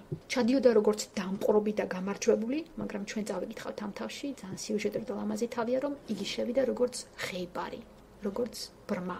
ძალიან დრამატული სურათია და ამას თუ წარმოვიდგენთ, არანაირი მხატვრულ არ ჩამოვარდება თავისი მნიშვნელობით და თავისი სიძლიერით, თავისი დრამატიზმით და ეს არის ნამდვილი ამბავი, ეს არ არის გამოგონილი რაღაცა რომანი დაწერილი. ხა თუ 20,000-მდე ებრაელი ცხოვრობდა დამასკოში, იქ მხოლოდ ერთი სინაგოგა არ იქნებოდა. რამოდენიმე სინაგოგა იქნებოდა აშენებული, სადაც ებრაელები დადიოდნენ სისტემატურად, მათ ეს წესი ჰქონდათ. ჯულს ვინც მისდევდა და არეულები, ასე რომ სინაგოგაში რო ევლო სავლეს, მას აუცილებლად სჭირდებოდა ნებართვა. ჯერჯერობით რომაელები განაგებდნენ და რომაელებს კუდი ქონდათ გადაბმული ფარისევლებთან, ოფიციალურ რელიგიურებთან და ამიტომ მღვდელმთავრისგან ჰქონდა აღებული სავლეს უფლება ნებართვა ამ წერილებით, რომ იქ ჩასულიყო და სინაგოგაში რო შევიდოდა, ვერც რომაელები დაუპირისპირდებოდნენ და ამ წერილით გააჩუმებდა, ვინც ეტყოდა რომ რა უფლებით მოდიხარ აქო. აქ შემთხვევით არ არის ნახსენები ამ თავში, რომ ამ გზაზე მდგომს იპოვიდაო. ეს სიტყვა ამ გზაზე დგომი, გზა, way, ინგლისურად. ნაიდმ ბუძი რუსულად არის. ესე იგი, ქრისტიანებს ამ პირველ საუკუნეში მოიხსენიებდნენ როგორც გზას. აი რაღაცა გზა იყო და თვითონ სიტყვა გზა არ არის შემთხვევით აქ ნახსენები, იმიტომ რომ ბიბლიაში, ახალ აღთქმაში ძალიან ხშირად ფიგურირებს ეს სიტყვა როგორც ქრისტეს სიმბოლო. ჯერ წავიკითხავ მეცხრე თავის მეორე მუხლს. ითხოვდა მღვდელმთავრისაგან წერილები დამასკოს სინაგოგებისადმი, ითხოვა სავლემ, რომ ვისაც ამ გზაზე მდგომს იპოვიდა, მამაკაცსა თუ დედაკაცს შებოჭილი აეყვანა იერუსალიმში. აეყვანა, იმიტომ წერია, რომ იერუსალიმი შემაღლებულ ადგილზეა და როცა იერუსალიმიდან სხვაგან მიდიან ყოველსარიო ძირს დაეშვნენ და აეყვანა იერუსალიმში დადოსაღებული. იესომ თავის თავზე თქვა ეს თომასთან საუბარში, იოანეს ახარება 14:6. ეუბნება თომას იესო: მე ვარ გზა, ჭეშმარიტება და სიცოცხლე. მამასთან ვერავინ მივა თუ არა ჩემით. მათეს ახარებაში კიდევ გზაზეა საუბარი. თვითონ იესო ქრისტე ამბობს: ვიწროა კარიბჭე და რთულია გზა, რომელსაც სიცოცხლისკენ მიჰყავს და ცოტანი ჰპოვებენ ამას. აქაც რთული გზა, ვიწრო გზა, ქრისტეს გზა არის, თვითონ ქრისტე. იმიტომ ქრისტემ თქვა: მე ვარ გზა და ჭეშმარიტება და სიცოცხლეო. საქმე მოციქულთაში შემდეგ თავებში ნახავთ, რომ აპოლოსი რო დაიწყებს ქადაგებას, იქაც სწორედ ეს სახელია ნახსენები, რომ გასწავლული იყო აპოლოსი უფლის გზებში ხურვალესულით ლაპარაკობდაო. არასოდეს ადრე არ მიმიქცევია ყურადღება, რომ თურმე ებრაელთა წერილშიც ფიგურირებს ეს სიტყვა გზა. ახლა წამოვიკითხავ მე-9 და მე-10 თავში მოწოდებულს და ამითი შემოვიფარგლები. წმინდათა წმინდაში მღვდელმთავარი წელიწადში ერთხელ შედის, ოღონდ არა სისხლის გარეშე. ამით სულიწმინდა გვიჩვენებს, რომ ვიდრე დგას პირველი კარავი, ჯერ კიდევ არაა გახსნილი გზა წმინდათა წმინდაში. ნახეთ, შემთხვევით არა სიტყვა, იგივე სიტყვა ნახმარი, ჯერ კიდევ არ არის გახსნილი გზა წმინდათა წმინდაში, თუ კიდე მღვდელმთავრები შედიან იქ შესაძირავად წელიწადში ერთხელ და მე-10 თავში ებრაელთა წერილი 10:19 ნახსენები, რომ იესოს სისხლის მეშვეობით გაბედულება გვაქვს შევიდეთ წმინდათა წმინდაში, ჩვენთვის ბოძებული ახალი და ცოცხალი გზით, რომელიც გაგვიხსნა კრეთ-საბმელით, რაც მისი სხეულია. ესე იგი, კრეთ-საბმელი, ეს ჩამოფარებული ფარდა არის როგორც იესოს სხეული. იესო იყო განგმირული, ჩვენთვის მოკვდინებული და ეს ფარდა, ეს კრეთ-საბმელი გაიგლიჯა ზემოდან ქვემოთ და ჩვენთვის ბოძებული ახალი და ცოცხალი გზა გაიხსნა, რომელიც წმინდაში შეგვიყვანს თითოეულ ჩვენთაგანს და უკვე აღარ გვჭირდება მდელთავარი წელიწადში ერთხელ, აღარ გვჭირდება მაინც ებრაელი ვიყოთ და აღარ მჭირდება კრავს მოვკიდო ხელი და რადგან ქალი ვარ გარეთ ეზოში დავიცადო, დაველოდო ჩემი ქმარი ან ჩემი ძმროდი შეიყვანს იმ კრავს და სისხლს დაღვრის. იესო ქრისტე დასაბამიდან ღვთის მიერ ჩაფიქრებული ტარიგი ღვთისა, კრავი ღმერთისა უკვე მოკლული იქნა, მან სისხლი დაღვარა და კრებსაბმელი ჩვენთვის გაიხსნა და გზა მომეცა, გზა მოგვეცა ჩვენ რომ ამ გზას გავყვეთ. გზა ვიწროა, გზა რთულია, უფრო დიდ გზაზე ბევრი მიმპატიჟებლები გყავს, ვისაც წუთის ოფელი უყარს, იმ გზაზე სუერულით ძალიან ეხალისებად. ეხლა უკვე ჩვენი არჩევანია, რომელ გზას დავადგებით. როდესაც იესო ქრისტე გამოეცხადება სავლეს გზაზე, ასეთ რამეს ეტყვის. გაგიძნელდება საგმირისთვის წიხლის ცემაო. ეხლა საგმირი, არ ვიცოდი მე სიტყვა და მაინც უნდა მომეკითხა ან მომესმინა ამ ქადაგების, რა იგულისხმებოდა საგმირში და ეს ყოფილა თურმე სასოფლო-სამეურნეო ინსტრუმენტი, ტერმინი, რომელიც იქ მყოფებს ნებისმიერ პიროვნებას იმ საუკუნეში ესმოდათ. ეხლა ჩვენ საუკუნეში აიპედები და ტელეფონები რო გვაქვს და კომპიუტერები ეფლის, ამას საგმირს ვერ გავიგებთ, ამიტომ ავხსნი. იმიტომ რომ მეც არ ვიცოდი, მეც თუ გადუმე ვიყავი და გაგაგებინებთ, გაგიზიარებთ, რაც მე გავიგე, რომ საგმირი იყო ხარზე დამაგლებული ისეთი ინსტრუმენტი, როდესაც ხარს უნდა გაეწია უღელი, თუ ხარი გაჯიუტდებოდა და გაშტერდებოდა, კაცი, რომელიც მიუძღვებოდა ამას, მეურნე, ფერმერი ჩვენი ტერმინოლოგიით, ამ საგმირი უკვე იქ იყო. ხარი თავის დაუნებურად საგმირს კრავდა წიხლს. საგმირი დამაგრებული იყო ადამიანის მიერ და ყოველი წიხლის მირტყმაზე ან შეხებაზე ეს იყო როგორც სადგისი, ნემსი, სქელი, მას ესობოდა, პერფორაცია ხდებოდა და იქიდან სისხლი გამოედინებოდა. ასე რომ ხარმა იცოდა რომ თუ გაჯიუტდებოდა და იქიდან არ წავიდოდა, სადაც ადამიანს იგი მიყავდა, იქ აუცილებლად მოხდებოდა ჭრილობის მიყენება, ტკივილი და მაინც იმ გზაზე უნდა დაყენებულიყო ეს ჯიუტი ხარხი. ესე იგი, ნიადაგი გასახვნელი იყო და ჯობი და ხარისთვის მორჩილი ყოფილიყო და საითაც მას წაიყვანდა წამმართველი იქიდან წასულიყო. ძალიან ხშირად ჩვენ ცოდვილი ადამიანები ვართ ესეთი ჯიუტი ხარები, რომლებსაც ჩვენი მიწა და ნაკვეთი გვაქვს და ის ნაკვეთი ღმერთმა რო დაგვიდო, იმის გახსნა არ გვინდა ხოლმე. და ამიტომ საგმირი არსებობს და ტკივილებიც ეს ჯანმრთელობის შერყევა იქნება თუ თავს დატეხილი უბედურება, საგმირივით ჩვენ ტკივილს და გვაყენებს და სისხლს გვახურევინებს. ამიტომ ნახეთ იესო როგორ მიმართავს, რომ სავლე, რად მდევნი მე, გაგიძნელდება საგმირისთვის წიხლის ცემაო. ესე იგი საგმირს კი არაფერი არ მოუვა, შენთვის იქნება ცუდი. თვითონ ის ფაქტი, რომ ორჯერ იმეულებს სახელს სავლე, შემთხვევითი არ არის, იმიტომ რომ ესეც თურმე ლუკას ხელწერა ყოფილა. იმიტომ რომ ლუკასთვის არის დამახასიათებელი სახელების გამეორება. მაგალითად, მართა, რომ მიმართავს, ან კიდე სიმონ, ან კიდე იერუსალიმ, იესო რომ იტყვის. და აქაც სავლე, რად მდევნი მე. აი ეს პირველ პილში მოცემული სიტყვა რად მდევნი მე, შოკში იქნებოდა ალბათ სავლე, რომ ვის დევნი და დაინახავდა. იქ წერია რომ მან ეს დაინახა და თქვა, ვინ ხარ შენ უფალო? იმას კი მიხვდა რომ ის იყო უფალი, ბატონი. ღმერთი ეს უფალი ხო ღმერთის სახელისა. მიხვდა რომ უფალი იყო, მაგრამ პირადად რომელი პიროვნება ეკითხებოდა, ვერ ხვდებოდა და ის ეუბნება, მე ვარ იესო, რომელსაც შენ სდევნი. პირდაპირ გაგებით ვიღაცა თავს გაიმართლებს, რომ მე როდის ვდევნი, შენ უკვე ჯვარზე გაგაკრეს და შენ არ გდევნი, მაგრამ როდესაც სავლე დევნი და ქრისტიანებს, გამოდის რომ სავლე დევნი და იესო ქრისტეს. და ეს ძალიან ნათელი რამ არის, იმიტომ რომ ქრისტიანი ქრისტესთან ერთად არის როგორც ერთი სული და ერთი სხეული. თუ ტკივილი იქნა მიყენებული ქრისტიანისთვის, გამოდის რომ შენ ტკივილს აყენებ ქრისტეს. და ამიტომ იესო ხო არის ის პიროვნება, რომელმაც ჩვენი ტანჯვა და ტკივილი ჯერ კიდე მაშინ ძელზე აიტანა. ესე იგი, თუ ჩვენ ვიღაცა ტკივილს მოგვაყენებს, თუნდაც აქ ეხლა 21 საუკუნეში, თუ ჩვენ მართლა ქრისტიანები ვართ, ამას იესო ქრისტეც განიცდის, მისი დევნა იქნება და იმ ადამიანს, იმ პიროვნებას მოიკითხება, რატო სტემნი ჩემიანებს. იმიტომ რომ ღმერთი ხომ თავისიანებს ასევე მოიხსენიებს ძველ აღთქმაში, რომ ვინც მათ შეეხება, თითქოს თავისი თვალის გუგა შეხებოდესო. ესე იგი, ღმერთი ძალიან მგრძნობიარეა თავისი ხალხის მიმართ. შეიძლება რაღაცა განგები თავისი წინასწარი ჩანაფიქრით დაუშვას, რომ ქრისტიანი დაიტანჯოს, ან მერე მოკლულ იქნას და თავისთან გადაიყვანოს, მაგრამ ის ტკივილები მაინც საბოლოო ჯამში ქრისტესთვის მიყენებული ტკივილია და თუ იმ პიროვნებამ არ მოინანია, ის აუცილებლად მას ძალიან მკაცრად მოეთხოვება. ეს თვალის გუგაზე შეხება ზაქარიასთან წერია. ზაქარიას წინასწარმეტყველი მეორე თავის მერვე მუხლში, ვინც თქვენ გეხებათ, მისი თვალის გუგას ეხებაო და ქრისტიანი რო უფალთან ერთად ერთი სულია ეს პირველ კორინთელთა წერილშია 6:16-17.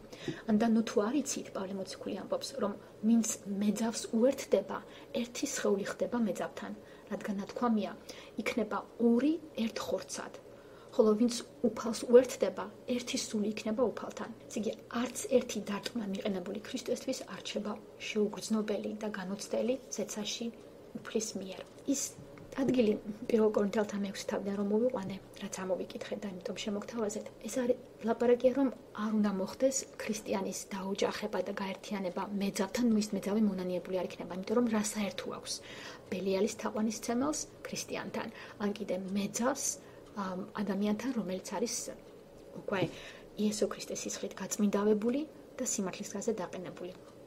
დამდგარი და ასევე სულიერად ჩვენ მეძავებს არ უნდა დაუკავშირდეთ. ის თუ არის სულგაყიდული და ღვთისმგმობელი, იმასთან რა ერთიანობა უნდა გქონდეს ჩვენ, იმიტომ რომ ჩვენ თუ მართლა ჭეშმარიტად ქრისტიანები ვართ და ამას ლოცულობთ რომ ვიყოთ, ერთი სული ვართ უფალთან ერთად. ებრაელთა წერილში მეოთხე თავის მე-15 მუხლში როდესაც იესოზე წერია როგორც მღვდელმთავარზე, ასეთი რამ წერია. ისეთი მღვდელმთავარი როდი გვყავს იესო ქრისტე, რომ ვერ შეძლოს თანაგრძნობა ჩვენს უძლურებაში. ის ჩვენსავით გამოცდილია ყველაფერში და დამატებულია გარდაცოდვისა. იესომ თავის თავზე ძალიან ბევრი რამ იწვია. მთელი შეჭირვებები, ტკივილი, ალბათ ავადმყოფობაც, რაცაც ადამიანებით განიცდიან ტკივილს, ყველაფერი განიცადა მანთან ძალიან დიდი დოზით. ყველასი წარმოიდგინეთ. ერთადერთი რაც მას არ განუცდია, ეს არის ცოდვა. და ის არის შემბრალე მღვდელმთავარი, რომელიც ყველაფერში ჩვენ თანაგვიგრძნობს. არა მოხდა სავლეს შემთხვევაში. მაინც იგი ღვთის მიერ არჩეული ჭურჭელი იყო, როგორც ნელსურნელება. და დამასკოს გზაზე როცა იგი დაემხო და ღმერთს ჩაფიქრებული ჰქონდა, მოხდა თითქოს ვარდის ფურცლები გაიჭრიტა და გაისრისაო.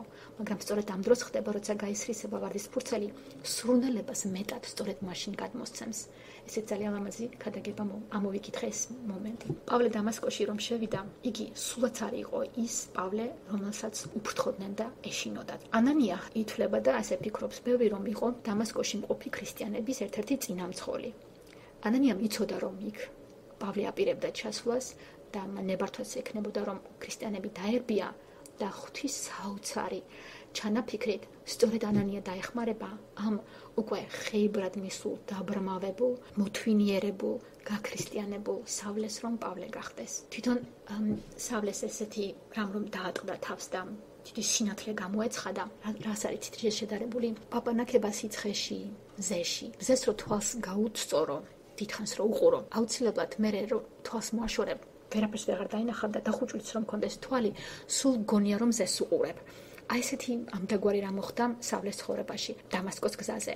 მას იესო ქრისტე მთელი თავისი ელვარებით რო გამოეცხადა, იგი გარეგნულად კი დაბრმავდა და ფიზიოლოგიურად იგი უკვე ახლო მყოფებს ვერ ხედავდა და დამასკოს მიწას ვერ ხედავდა და ჭიშკარს, მაგრამ მას დაბრმავებულს უკვე სულიერად თვალახელის თვალწინ როგორც მწყინვალე მოელვარე მზე იესო ქრისტე ყავდა თვალწინ და დარწმუნებული ვარ რომ ქადაგებელი ამბობს მას ისეთი ტკივილები არ ახდა, იმიტომ რომ მას უკვე სიხარული ჩაჰქონდა ჩაღრული გულში, რომ ხდებოდა მისი მობრუნება, გაცნობიერება იმისა თუ რა ცოდვილი იყო და მაინც უფალმა იგი აირჩია ჭურჭლად, რომ მას გამოეცხადა თავისი მთელი ელვარებით და ამ 3 დღის განმავლობაში ესეთი რამ ხდებოდა. და რასაც იგი აკეთებდა, ეს იყო მან დაიწყო ლოცვა, არ სჭამდა, არ ცვავდა და ლოცვა არის როგორც სუნთქვაო. ქადაგებელი ასე ამბობს, აი როგორც ახალდაბადებული რომ გამოვა დედის შაშროდან და წამოარტყობენ დაკოში რომ როგორმე ჩაისუნთქოს, ისუნთქოს და მერე წამოიყვიროს. აი ეს არის ახალდაბადებული ქრისტიანისთვის რომ როდესაც იგი გაქრისტიანდება, მაშინვე იგი იწყებს ღმერთთან საუბარს. ჩუმად, ან შეიძლება როცა ამისი მომენტია, ხმადაბლა უფრო რჩევა არის რომ ოთახში მარტო ჩაიგდო და ილოცო. იმიტომ რომ ეს არის უკვე შენთვის სუნთქვა.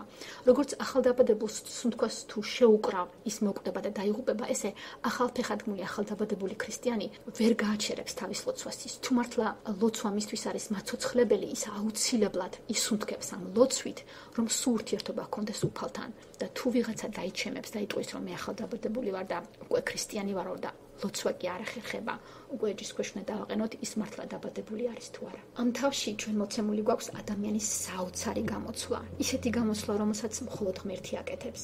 იერემიას წერილში წერია მე-13 თავის 23 მუხლში, იერემიას წინასწარმეტყველებაში, არა წერილში. განა შეიცვლის ეთიოპიელი თავის კანს, ანდა ვებხვი თავის აჭრელებულ ბეწვს, ასევე თქვენს ვერ შეძლებთ სიკეთის გაკეთებას, ბოროტებას შეჩვეულნი და ბოროტებაში გაწაფულნიო. ეს ახლა მე ჩავამატე სიტყვები, იმიტომ რომ ეთიოპელი იგივეა რაც ქუშელი, ერთგან ეწერა ვებხვი, მეორედგან ეწერა ლეოპარდი. ლეოპარდი უფრო შემოდის განცდაში, იმიტომ რომ ეს ვიცი როგორი ცხოველია. როგორც ვებხს და ლეოპარდს აქვთ აჭრელებული ბეწვი და ეს ლაქები, ეს ზოლები მათ დახვებათ და წინწკლები ლეოპარდს და მას არ შეუძლია რომ გამოიცვალოს და როგორც ეთიოპიელი, ესე იგი შავკანიანი ქუშელი ადამიანი ვერ შეიცვლის თავის კანის ფერს, რაც არ უნდა მოიდამოს და მაიკლ ჯექსონობა მოიდამოს და სახის კანი კისრის ზემოთ გაითეთროს, მაინც ვერ მოახერხებს. თქვენს ესები ნახეთ რა მაგარი შედარება, რომ თქვენს ბოროტები რო ხართ და ამაში გაწაფულები ვერანაირად ვერ გამოიცვლებით, თუ ღმერთმა არ გააკეთოს ეს, ადამიანი თავისით ვერაფერს ვერ გააკეთებს. იგავებში წერია 27 თავის 22 მუხლში, რეგვენი სანაყვეში ფილთაქვითაც რომ ნაყო, სირეგვენე მაინც არ მოსცილდება. აქ ფილთაქვა შეგვიძლია ნაყვა იფიქრო როგორც რაღაცა განსაცდელი შეჭირვება, მაგრამ თუ რეგვენია ის რეგვენა დარჩება. იმ ფილთაქვას და იმ სანახს აუცილებლად სჭირდება ღმერთის ჩარევა, რომ სასწაული მოხდეს და ამ ნაყვის შედეგად რეგვენიდან ქრისტიანი მივიღოთ. მეორე კორინთელთაში მე-5 თავის მე-16 მე-17 მუხლებში წერია, ამიერიდან აღარავის ვიცნობთ ხორციელად და ხორციელად ვიცნობდით კიდეც თუ ვინმეს, თუ ქრისტეს ვიცნობდით, ახლა აღარ ვიცნობთ ხორციელად. მარსადამე ის ვინც ქრისტეშია, ახალი ქმნილებაა. ძველმა განვლო და ახლა ყოველივე ახალია. ახალი ქმნილება გახდა პავლე, როცა სავლესგან ჩვენ ეს მისიონერი მივიღეთ და მქადაგებელი. ამ თავში სიუჟეტურად ვკითხულობთ, რომ ანანიასაც გამოეცხადება. ეს იგი ხდება ორი ადამიანის გულების მომზადება. სავლეს დაწურლებით თქვით, რომ იგი ლოცულობს დამასკოში, ხელით შეიყვანეს, ამას სიუჟეტურად ვკითხულობთ. ამას თუ თვალწინ აღმდგარი გაცოცხლებული იესო ქრისტე ყავს, ვისაც ცუცოხნადი და ადრე ამტკიცებდა, რომ თქვენ იტყუებითო ის უკვე ჯვარზე გააკრეს და მოკლულიაო, ცოცხალი ქრისტე გამოეცხადა მას, ეს იგი სავლის გული მომზადებულია და პარალელურად ანანია, რომელიც თვლიან რომ მაშინდელი ქრისტიანების წინამძღოლი იყო, იმისი გულიც უნდა მომზადებს, იმიტომ რომ ის არის მესენჯერი, ის უნდა გაგზავნილი იყოს მიმღებთან. პავლე არის მიმღები, ანანი არის როგორც შიკრიკი და ღმერთმა ანანია უნდა გამოიყენოს. ღმერთ შეეძლო იქვე პავლეს გამოცხადებოდა და სასწაულებრივად სულიწმინდა ადამიანის ჩარევის გარეშე, ანანიას გარეშე გამოცოცხლებულიყო. მაგრამ ეს არის ღმერთის ძალიან მნიშვნელოვანი ჩანაფიქრი, რომ სასწაულების მოხდენა კი შეუძლია, ყოველთვის შეუძლია ღმერთი, მაგრამ ღმერთი ირჩევს ადამიანებს, იყენებს და ფაქტურად მრავალწახნაგოვად ბევრ ადამიანზე ერთად მოქმედებს. ზოგი იქوالებს გულს, ზოგი გულს გაუხსნის და ღმერთს ნებდება. ანანიას რო გამოეცხადება, ვერ შეიკავებს თავს ანანია. ჯერ კი იტყვის თავიდან აქავარ უფალო, მაგრამ თითქოს შეეპასუხება, იმიტომ რომ შოქში არის ანანიაც და ეუბნება, რომ მე გაგებული მაქვს ამ ადამიანზე. ის სხვა მისიით ჩამოვიდა და ახლა მეუბნები რომ წავიდე, მაგრამ ღმერთი მას გადააფიქრებინებს ამ შეპასუხებას, ეტყვის და ეს რამესაც დააყოლებს. მე მას უნდა ვუჩვენო, რამდენს დაიტანჯება ჩემი სახელის გულისთვისო. აქ უკვე ანანია მიხვდება, რომ ის სწორედ მისნაირი ძმა გახდება, ქრისტეში ძმა, რომელიც იგივე გზას გაივლის. ღმერთი მას მოხედავს, მაგრამ ისიც უნდა დაიტანჯოს. და მართლაც რომ მივა ანანია, ღმერთმა უთხრა ესე და ესე ამ სიტყვებით მიმართეო. იგი როგორც ქრისტიან ძმას ესე მიმართავს, რომ ძმაო, სავლეო და მოინანიებს. როგორ გაუხარდებოდა 3 დღის ნაშიმშილებ და ნარწყულებ, რო არ წყალი დაუვლევია და არ საჭმელი არ ჭამია. სავლეს რომ გამოეცხადება, ჯერ წინასწარ გამოუცხადებს ღმერთი და მერე მასთან მართლაც მივა ანანია და ღვთის სიტყვას ეტყვის, როგორი მადლი უნდა ყოფილიყო, როგორ გაუხარდება და იგი მაშინვე მოინათლება. ეს ძალიან ლამაზი სურათია ამ თავში გადმოცემული. ეხლანდელი ადამიანების თანამედროვე ადამიანის ტენდენცია ასეთია, რომ ისინი ფიქრობენ თუ გამოიცვლიან ტანსაცმელს, სხვანაირი ადამიანები წარმოჩინდებიან სხვების თვალში. არა და მობრუნებული კაცი კოსტუმს კი არ იცვლის, არამედ კოსტუმში განახლებული პიროვნება გამოეწყობა ხოლმე. და ესე მოხდა. მედიდური სავლესგან მივიღეთ ძალიან ესეთი ალბათ იაფასიან ტანსაცმელში ერთ-ერთი მდაბიო, რიგით ტანსაცმელის კოსტუმში გამოწყობილი უკვე განახლებული პიროვნება. მაღლიდან შობილი ადამიანისთვის უკვე ამ დროს სიკვდილი უბრალოდ ერთ-ერთი ფაზაა გადასასვლელი. და ასეთი ადამიანი მზად არის მარადისობაში გადასასვლელად. მერე პავლე მოციქული იტყვეს პირველ კორინთელთა წელს მე-15 31 მუხლში, რომ ვამოწმებ იმ სიქადულით, რომელიც მაქვს ჩვენს უფალ იესო ქრისტეში, რომ ყოველდღე ვკვდები ძმებო. თავიდან ამას რო ვკითხულობდი, მეგონა რომ ყოველდღე ვკვდები, ესე იგი სავლეს დასდევენ, პავლე რომ არის უკვე გაქრისტიანებული, დასდევენ მას, ცდილობენ რომ მოკლან და ფაქტურად სიკვდილის პირას არის ყოველდღე. არა და თურმე აქვს სხვა რამე იგულისხმება. რო ამბობს პავლე მოციქული, რომ ყოველდღე კვდები ძმებო და ეს მაქვს მე სასიქადულოდო, აქ იგულისხმება, რომ ჩვენ ყოველდღიურად, როგორც ამას პავლე აკეთებდა, უნდა მოვკვდეთ ჩვენი შინაგანი ეგოისტური ეგოს ჯვარცმით. ყოველდღე იმდენად ჩაბეტონებულია ჩვენს გულში ეს ცოდვა დაცემული მე, ეს ეგო, რომ ის გაიღვიძებ თუ არა ლოცვით, ვედრებით, უნდა მაშინვე ფიქრო იმაზე, რომ აი ეს ეგო გასაკრავია ჯვარზე და ერთი დღეც არ უნდა ჩაგივარდეს, თორე აღარ იქნები მაშინ პავლეს დამსგავსებული და ქრისტეს მიდევნებული. ჩვენ გადარჩენილი ვართ ჯოჯოხთისაგან და მარადიული სიცოცხლისათვის და ეს გამოხსნა მოხდა არა იმიტომ, რომ როცა გავქრისტიანებთ, მე ფუფუნებაში ვიცხოვრობთ და არა იმიტომ, რომ როცა გავქრისტიანებთ, მე მონასტერში აღვეკვეცოთ, არამედ როგორც პავლე მოციქულის მაგალითზე ვხედავთ, გავქრისტიანდებით თუ არა, მაშინ უფალს უნდა შევეკითხოთ, რა ვქნა, რას მიბრძანებ და უნდა ვემსახუროთ უფალს.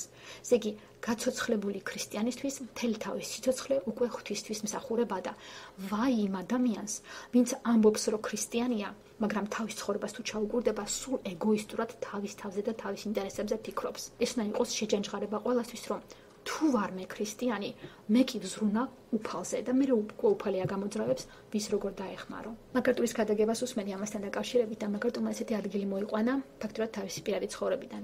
თუმცა მაგარტურის მამას, რომელიც მქადაგებელი იყო, ესეთი ამბავი მოუყოლია თავისი შვილებისთვის და მე ქადაგების დროსაც, რომ მატარებელში ერთი კაცი ყოფილა, რომელიც ფანჯრიდან იყურებოდა, გასცქეროდა ამ ლამას ჰორიზონტს და სულ იძახდა, ვერ ჩერდებოდა. რა ლამაზია, რა მშვენიერი ყოფილა, ეს რა კარგი რამ ყოფილა და ამ ემოციებს ვერ იკავებდა. ეს ნამდვილი ამბავია. ჯონ მაგარტურის მამა ამას რომ ყვებოდა, მე თურმე დაელაპარაკა ამ ადამიანს და ამან უთხრა, რომ მე ბავშვობიდან მე თვალთ მაკლავ და ოპერაცია ახალი გაკეთებული მაქვსო და მართლაც მას რომ მიეცა გაუმჯობესებული მხედველობა ამ ადამიანს, რომელიც ადრე დაქვეითებული მხედველობით იყო, ვერ იკავებდა ამ ემოციას. იგი ჩვენთვის ეს ჩვეულებრივი ამბავია, შევხედავთ ჰორიზონტს, ნახავთ ლამაზ ყვავილს, გავივლით ბუნებაში და ამას რომ დავინახავთ, ჩვენთვის ჩვეულებრივია. ამ დროს ეს ადამიანი, რომ მატარებელიდან დაინახა ეს ლამაზი ჰორიზონტი, ვერ იკავებდა თავის ემოციებს და ამბობდა რა მშვენიერი და რა ლამაზი არისო. ასევე არის ახალფეხადგმული ქრისტიანი. მას რო თვალი აეხილება და დაინახავს ღმერთის ამხელა დიდებულებას და ამხელა მშვენიერებას და სილამაზეს, ის როგორც ეს ადრინდელი პაციენტი და გამოჯამთელებული ვერ იკავებს თავის ემოციას და სულ ამაზე უნდა ისაუბროს, უნდა რომ ამაზე დაამოწმოს, სხვებსაც ეს გაუზიაროს. ასე იყო პავლე მოციქულიც. მარკოს საყარებაში ვიღაცამ დაითვალა 37 ჯერ არის ნახსენები სიტყვა მაშინვეო და პავლე მოციქულზეც ეს წერია. სავლემ მაშინვე დაიწყო სინაგოგებში იესოს ქადაგება, რომ იესო ქრისტე არის ძე ღვთისაო. მეცხრე თავში სავლეს ამბავი ესე დაწვრილებით, ესე ლამაზად არის მოცემული და შემდეგ მეორე ნახევარში ჩვენ გვაქვს უკვე სხვა ამბები, რაც პავლეს ეხება. მაპატიეთ პეტრეს. რომ პეტრე იყო ღვთის მიერ არჩეული ჭურჭელი და მას წარმართებისთვის კარები უნდა გაეღო.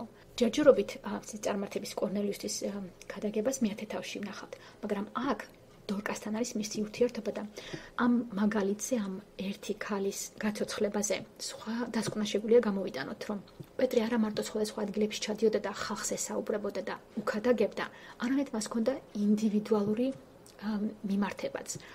თითოეულ პიროვნებას ცალკე აღებულს იმათზე ზრუნავდა. წარმოიდგინეთ, რომ გარდაიცვლება ეს ქრისტიანი ადამიანი, ღვთისმოსიყვარულე, შეწუხებულები მისი გარდაცვალებით, ქადაგებულმა თქორეს ალბათ ეგოიზმით მოუვიდათო, მის გვერდით რომ იყო ეს პიროვნება, უფრო უხაროდათ. ამ დროს ის ძალიან კარგ ადგილას იყო, უკვე უფალთან იყო. მოუხმობენ პეტროს, დაუძახებენ და სთხოვენ, რომ თუ მას ეს ძალუძს და თუ მას ღმერთინებას დართავს, რომ გააცოცხლოს და მართლაც პეტრე ამას გააკეთებს და აქაც ლამაზი სურათია დახატული. წარმოიდგინეთ, ადამიანების ხელში უჭირავთ იმის მოქსოვილი და იმის შეგერილი დასაცმელები და ტირიან და ამბობენ, აი ნახეთ, ესეთი კარგი იყო და თითქოს აქაც ადამიანის ბუნება არის ნაჩვენები, რომ ხა დასაცმელზე ზრუნავ და შენი თავი განაღლებს, რომ აღარ შეგიკერავენ და აღარ გექნება რაღაცა ხელშესახები ნივთი, ის ხომ კარგად არის.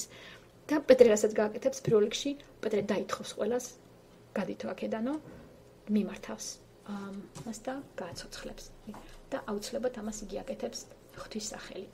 ეს ძალიან მოკლედ გითხარით, რაც მე გონებაში დამჭა და რაც ჩემთვის ერთ-ერთი თითქოს რაღაც ახალი იყო და მთავარი კიდე ის არის, რომ ინდივიდუალური მსახურებისას, ინდივიდუალურად ერთი პიროვნების დახმარებისას ეს ცნობილი გახდა მთელ იაფოში და მრავალმა იწამა უფალი. ასე რომ ვერავინ მერტყვის, რომ პეტრემ დრო გაფლანგა და ერთი ვიღაცა ასაკში შესული ქალისთვის მიატოვა იქაურობა, იქ წავიდა და ქურციკი რო სხვებს უქსოვდეს, ქურციკი მისი სახელი იყო, სხვებს დაეხმარო. მანამდე იყო კიდე ერთი პიროვნება, რომელიც მან გამოაჯამთალა, რომელიც იტანჯებოდა ამ დაავადებით და იმასაც უშველა და ამ ინდივიდუალურ განკურნებასაც ის მიზანი ჰქონდა, რომ მე წერია 35 მუხში ყველა ვინც ლიდასა და შარონში ცხოვრობდა, იხილა იგი და უფლისკენ მოიქცაო. წარმოგიდგენთ, ყველა. და ეს მოხდა 34 მუხში იმის მერე, რაც პეტრემ თქვა, ენიას გკურნავს იესო ქრისტე, ადექი და თავად გაასწორე სარეცელი. ფიქრობენ, რომ იმ დღეს შეიძლება შაბათი ყოფილიყო და აქაც ისევ იესო ქრისტეს მოწაფე რო არის ის დასტურდება, რომ მუშაობად შეგიძლია სარეცელის ლოგინის გასწორებაც, იმიტომ რომ თავარი ის არის, რომ მე კი არ გკურნავ შენ პეტრე, არამედ იესო ქრისტე გკურნავსო.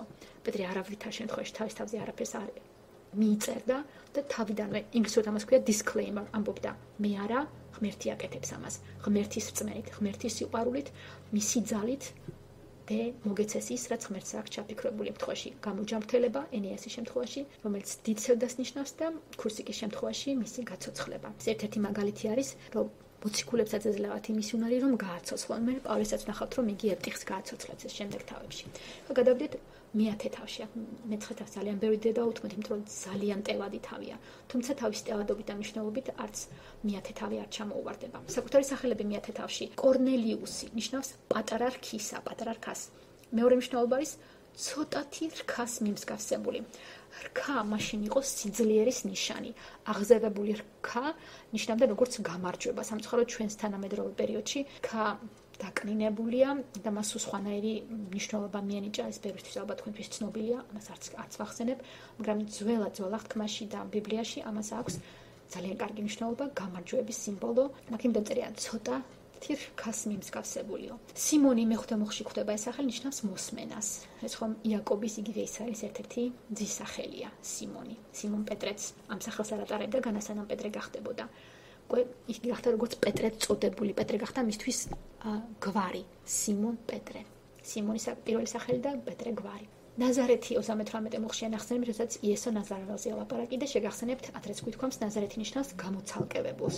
ფაქტიურად ახლოს არის ძალიან მნიშვნელობასთან ჰაგიოს, გამოცალკევებულს, გვერდზე გადადებული. იმ პერიოდში ნაზარეთი იყო ერთ-ერთი დაკნინებული ადგილი, ალბათ იქიდან ბევრი ყაჩაღები გამოდიოდნენ და ამიტომ იყო ნათქვამი, რომ განა ნაზარეთიდან ამე კარგი გამოვაო, აი როგორც რაღაც ბოსტონის გარეუბნებიდან სულ კრიმინალები გამოდიან ამერიკის შეერთებულ შტატებში, იქიდან ხა ბოსტონიდან ვინმე კაი გამოვაო, რო თქვა, ასევე ნაზარეთიც ესეთი კნინობითი სახელი იყო, მაგრამ იესო იყო ნაზარეველი და თავის სახელს ამართლებდა. გამოცალკევებული იყო იესო ქრისტე ნაზარეველი, ქრისტიანები ჩვენ ხვდებით გამოცალკევებულები და გარდა ამისა პირდაპირ მნიშვნელობაც ნაზარეველი, ძველი აღთქმით ნაზარეველი, ის ვინც ბევრი რამისაგან თავსი კავებს და გადადებული არის ღვთისთვის. გავიხსენოთ პეტრეს მისია, პეტრეს მოწოდება, რაც მას მისიად იესო ქრისტემ დააკისრა.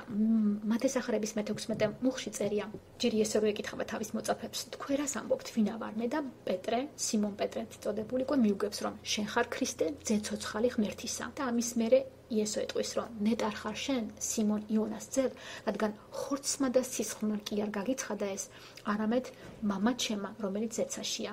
და მე გეუბნები შენ, რომ შენ ხარ პეტრე და ამ კლდეზე ავაშენებ ჩემს ეკლესიას და ჯოჯოხეთის ბრჭენი ვერ სძლევენ მას. მოგცემ ცათა სამეფოს გასაღებებსო. აქ მთელი აქცენტი გადავიტანოთ სიტყვაზე ცათა სამეფოს გასაღებებიო.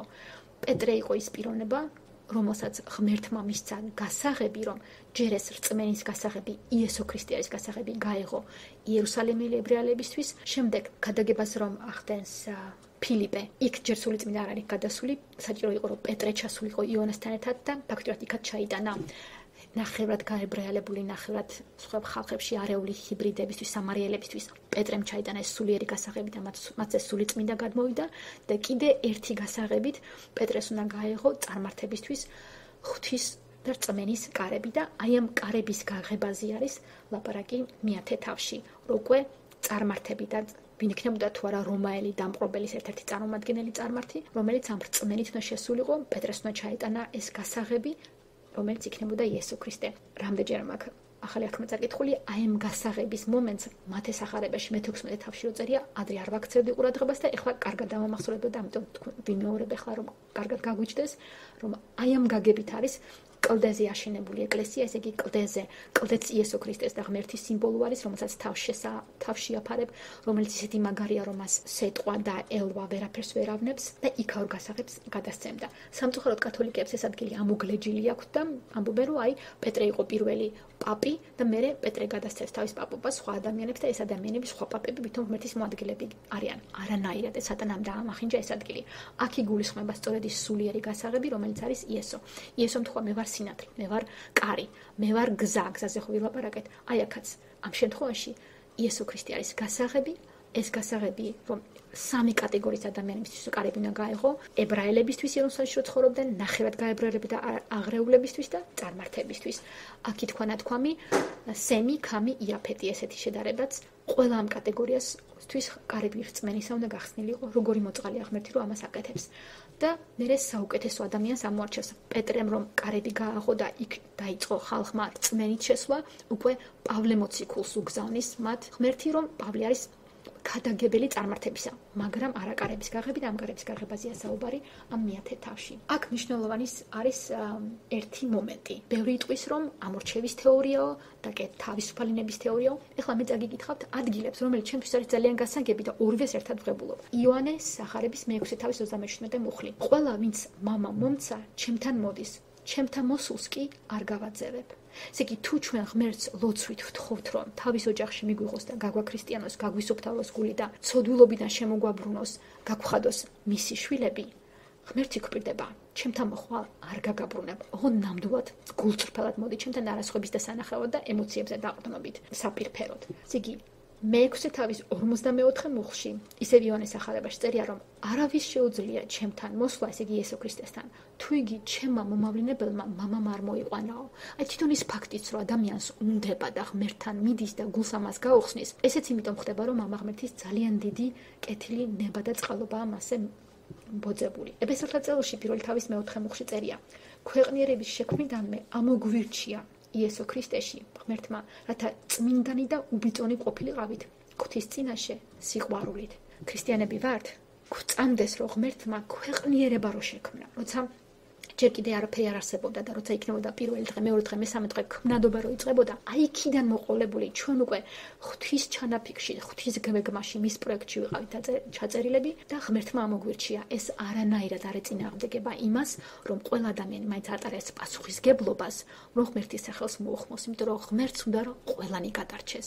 ღმერთმა ყველაფერი წინასწარ იცის, ამიტომ ჩვენი ვიწრო ტვინი ვერ ალაგებს ამას, როგორ ხდება ის, რომ ღმერთი თან გვირჩევს და თან ჩვენს გვაქვს თავისუფალი არჩევანი რომ მის ხმას მას მოუხმოთ და არ ვუარყოთ ღმერთის ნება ჩვენზე რომ არის. ღმერთს აქვს თავის ძალიან კეთილი ნება რომ ჩვენ გადარჩეთ. საქმე მოციქულთაში მე 13 თავში ვნახავთ, 13 თავის 52 მუხლი, რომ წერია გაიხარეს წარმართებმა, ადიდებდნენ უფლის სიტყვას და ყველა მირწმუნა, ვინც საუკუნო სიცოცხლისთვის იყო განწესებულნი. ადამიანებო გჯეროდეთ რომ საუკუნო სიცოცხლისთვის ხართ განწესებულები. ღმერთმა სიყვარულით მოგხედათ, ღმერთმა ამოგირჩიათ. ეხლა თქვენზია, თქვენ მართლა მიეწებები და ღმერთში დარჩებით, თუ სულიწმინდა ღმერთმა რომ გვიბოძა ჩვენ, რომლის გარეშე ჩვენ ვერ ვისუნთქებით და ვერ ვიცოცხლებდით, ამას დავამწუხრებთ, ჩავახჩობთ და ჩავაქრობთ. ეხლა კორნელიუსს რაც შეეხება, როგორც იქნა გადავედით ამ პიროვნებაზე, როგორც ისტორიულ პიროვნებაზე. მეათე თავის პირველ მუხლში წერია, რომ კესარიაში იყო ერთი კაცი სახელად კორნელიუსი, ეგრეთ წოდებული იტალიური კოჰორტას ასისთავი. რომაელთა ლეგიონი შედგებოდა 6000 ჯარისკაცისაგან. ერთი ლეგიონი იყოფოდა 10 კოჰორტად. ჯოზეფუს ფლავიუს თანახმად 5 კოჰორტა უკვე კესარიაში იდგა. ერთ კოჰორტაში იყო 600 კაცი, ესე იგი ლეგიონი თუ 10 კოჰორტად იყოფოდა, 6000 გაყავიაცა, მიიღებ 600 კაცს. ერთ კოჰორტაში იყო ეს 600 კაცი. ესე იგი ფაქტურად გამოდის, რომ ერთი კოჰორტა აერთიანებდა 600-ის თავს თავის 100 ჯარისკაცით. და ეს ერთ-ერთი ასეთი ასისთავი იყო იტალიური წარმომადგენელი კოჰორტისა ეს პიროვნება. ეს თავები ახალ აღთქმაში დადებითად არის ახსენები. იესო ქრისტეს ანაცვლებით ასისთავს, რომელიც ძალიან დიდი რწმენით მოიკიდება იმ საკითხს, როდესაც იესოსთან მას ეხება, რწმენით შეხება და იმასაც კითხვის, ჩემთან უმოხვალ, ამის ღირსი არა ვარ, ჩემი მსახურისთვის შენ მხოლოდ სიტყვა თქვი და განიკურნები. ესე იგი ასისთავი, ნახეთ, რომაელითან ებრაელის ტვინში იყო დამყრობი და მოვკლათ, აჯანყება მოვაწყოთ, მათი უღელი გადავაგდოთ. არა, ღმერთი ამბობს, ის ასისთავი, ის რომაელიც ადამიანია. ამ მეათე თავში კორნელიუს რო ხედავთ, ეს არ იყო რაღაც ერთ-ერთი ჩვეულებრივი ათეისტი, იტალიელი, რომაელი. იგი იყო ღვთისმორწმუნე, მაგრამ არა პროზელიტი. ესე იგი, წარმართები იყოფოდნენ მამალ წარმართებად, რომელიც არანაირად ებრაელებს არ ცნობდნენ, ღვთისმოშიშებად და პროზელიტებად. პროზელიტები იყვნენ, როცა უკვე რომლებიც გაებრალდებოდნენ და ფაქტურად ებრაელებად ჩაეწერებოდნენ და მათი შვილებიც თუ ამ წმენაში დაარჩებოდნენ, უკვე ისრაელის ხალხს ეკუთვნოდნენ.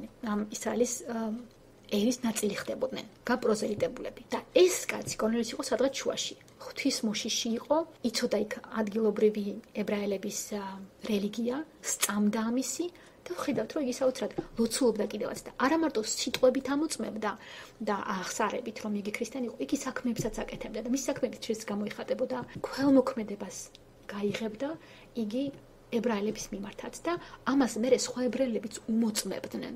აი რომ ჩადიან კორნელიუსის მსახურები პეტრეს რომ უხსენებენ კორნელიუსს, მაშინ იმას დააყოლებენ, რომ მას ებრაელებისთვის ბევრი კეთილი რამ აქვს გაკეთებულიო. ესე იგი, თავიდან გამოდის, რომ კორნელიუსი იყო მკვდარი თავის დანაშაულებით და ცოდვებით, როგორც ჩვენ ყველანი ვართ მკვდრები, მაგრამ ღმერთმა იმისი გული ისე მოამზადა, რომ მერე პეტრე უნდა გაეგზავნა და ის უნდა გაეცოცხლებინა. ამ გაცოცხლებაზე ეფესელთა წერილში მეორე თავის პირველ მუხლში ესეთი რამ წერია, რომ უკვე პავლე მოციქული ჩვენ მოგმართავს. იქ ხო ეფესელებს იმართავდა, ეხლა ქართველებს მოგმართავს, ქართულად რო ვკითხულობ ეფესელთა ტექსტს და გვეუბნება.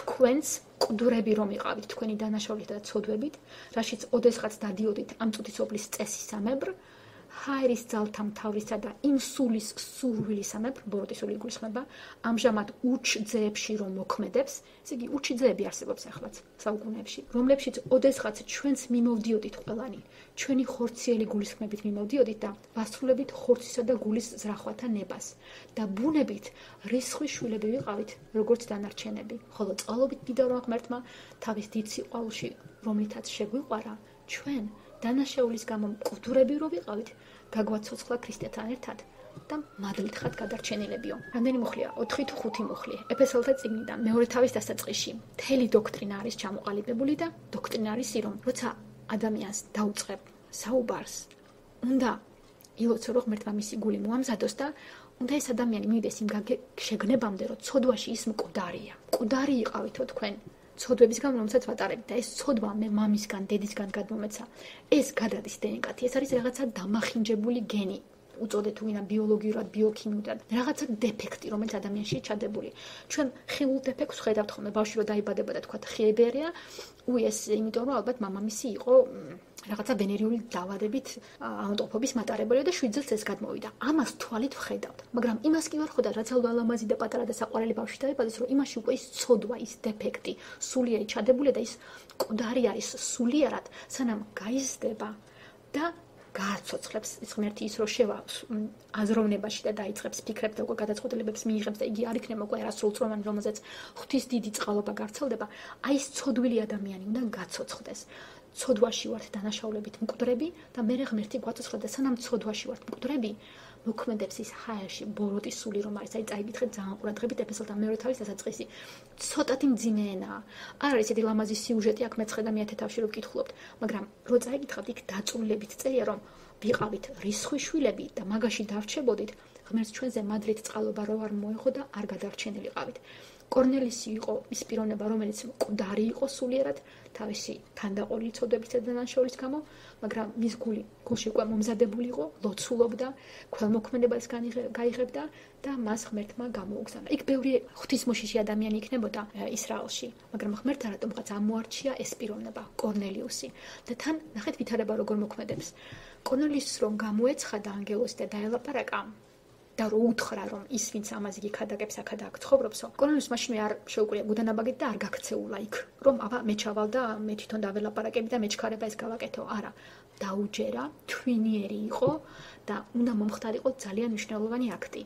პეტრე უნდა ჩამოსულიყო სხვა ებრაელებთან ერთად კორნელიუსთან და კორნელიუსის მთელ სახლს მოსამსახურეებთან ერთად ღვთის სიტყვა უნდა მიეღოთ და თვალხილულად მათ უნდა დაენახათ სულიწმინდა როგორ გადმოვიდოდა და მათ ენებზე საუბარს როგორ დაიწყებდნენ და ეს იმიტომ იყო ძალიან მნიშვნელოვანი, რომ ებრაელებს, რომელიც პეტრეს ახლდნენ, ეს დაენახათ და დაემოწმებინათ, რომ აი ნახეთ ჩვენზე ისეთი რამ ხდება. ესე იგი ჩვენ ვხედავთ რომ წარმართებზე რომაელებზე, მის ოჯახზე, ისეთივე რაც გამხდება, რაც ჩვენზე ებრაელებზე მოხდაო და ამით რომ მომხდარიყო შერწყმა და გაერთიანება ქრისტეს ეკლესიისა, რომელშიც უკვე განსხვავება არ იქნებოდა, ის წარმართ იქნებოდა წარმოშობით თუ ებრაელი. აი ეს იყო ძალიან მნიშვნელოვანი რამ და ენაზე საუბარიც, ამიტომ მიეცათ ამის ნიჭი.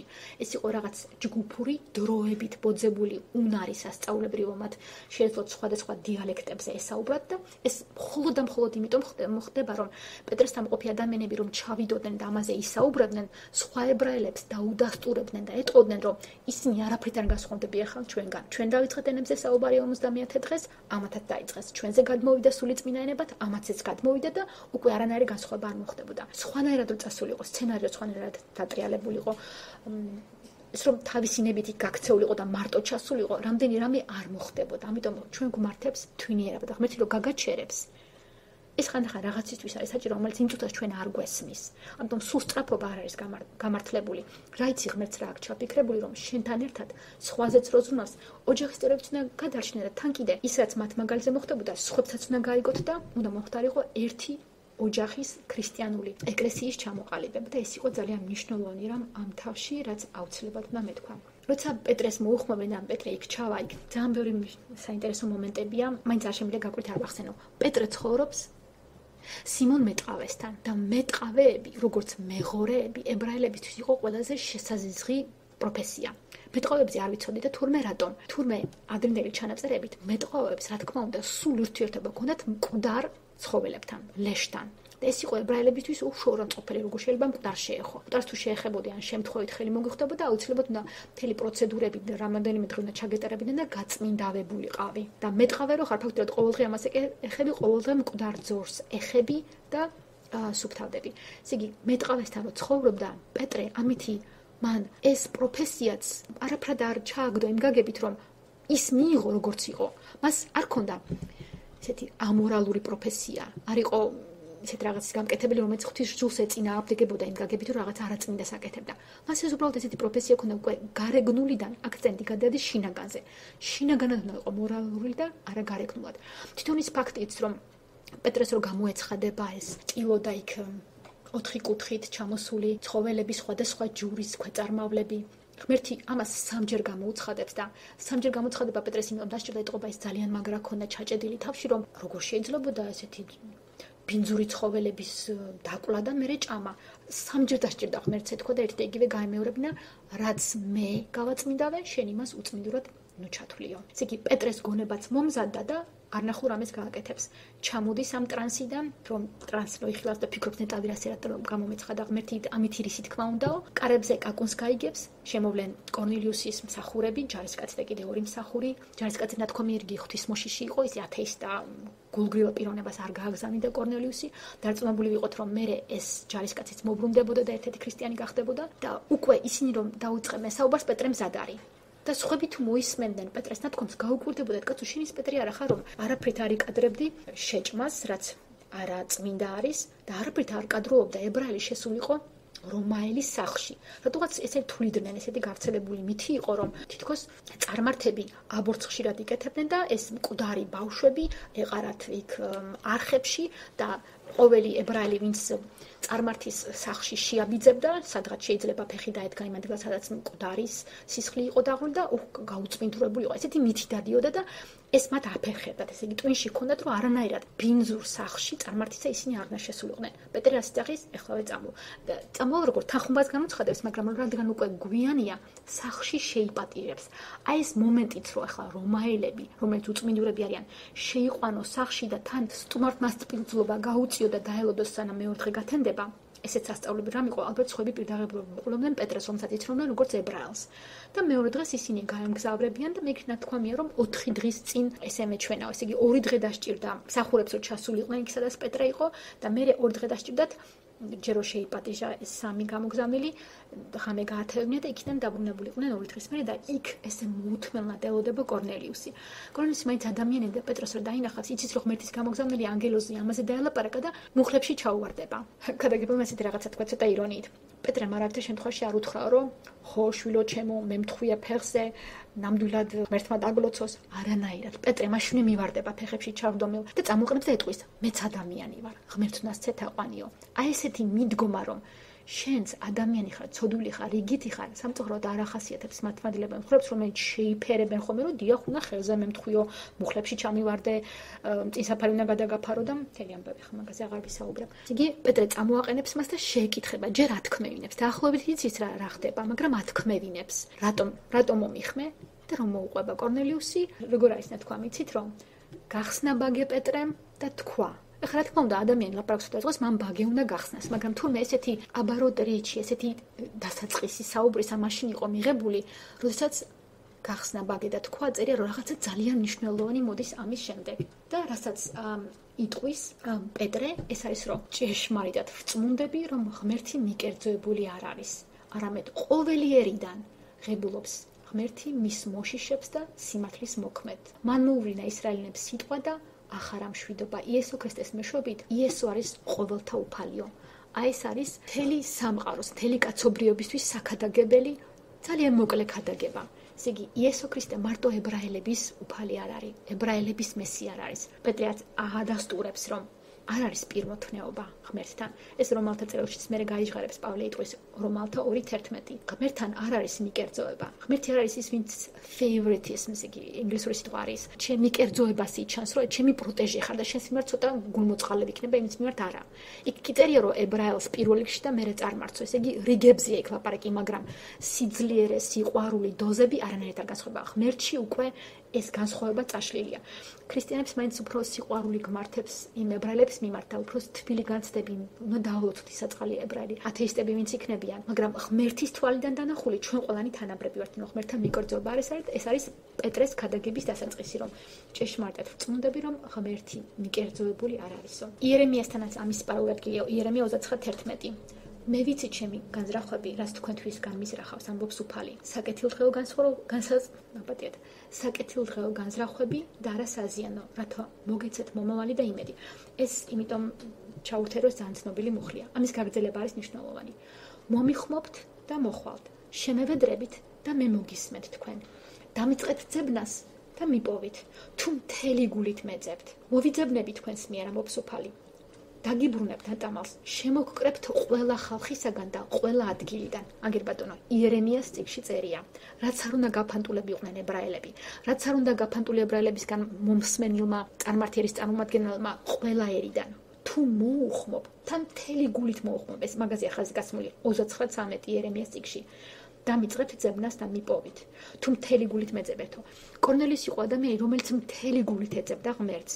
მან ბევრი რამე არ იცოდა, ინფორმაცია არ ჰქონდა. რიტუალებს ალბათ უყურებდა ებრაელებისგან გადაწყვეტილებას ვერ ღებულობდა, გაპროზელიტებული იყო თუ არა, წინან დაეცვეთა თუ არა.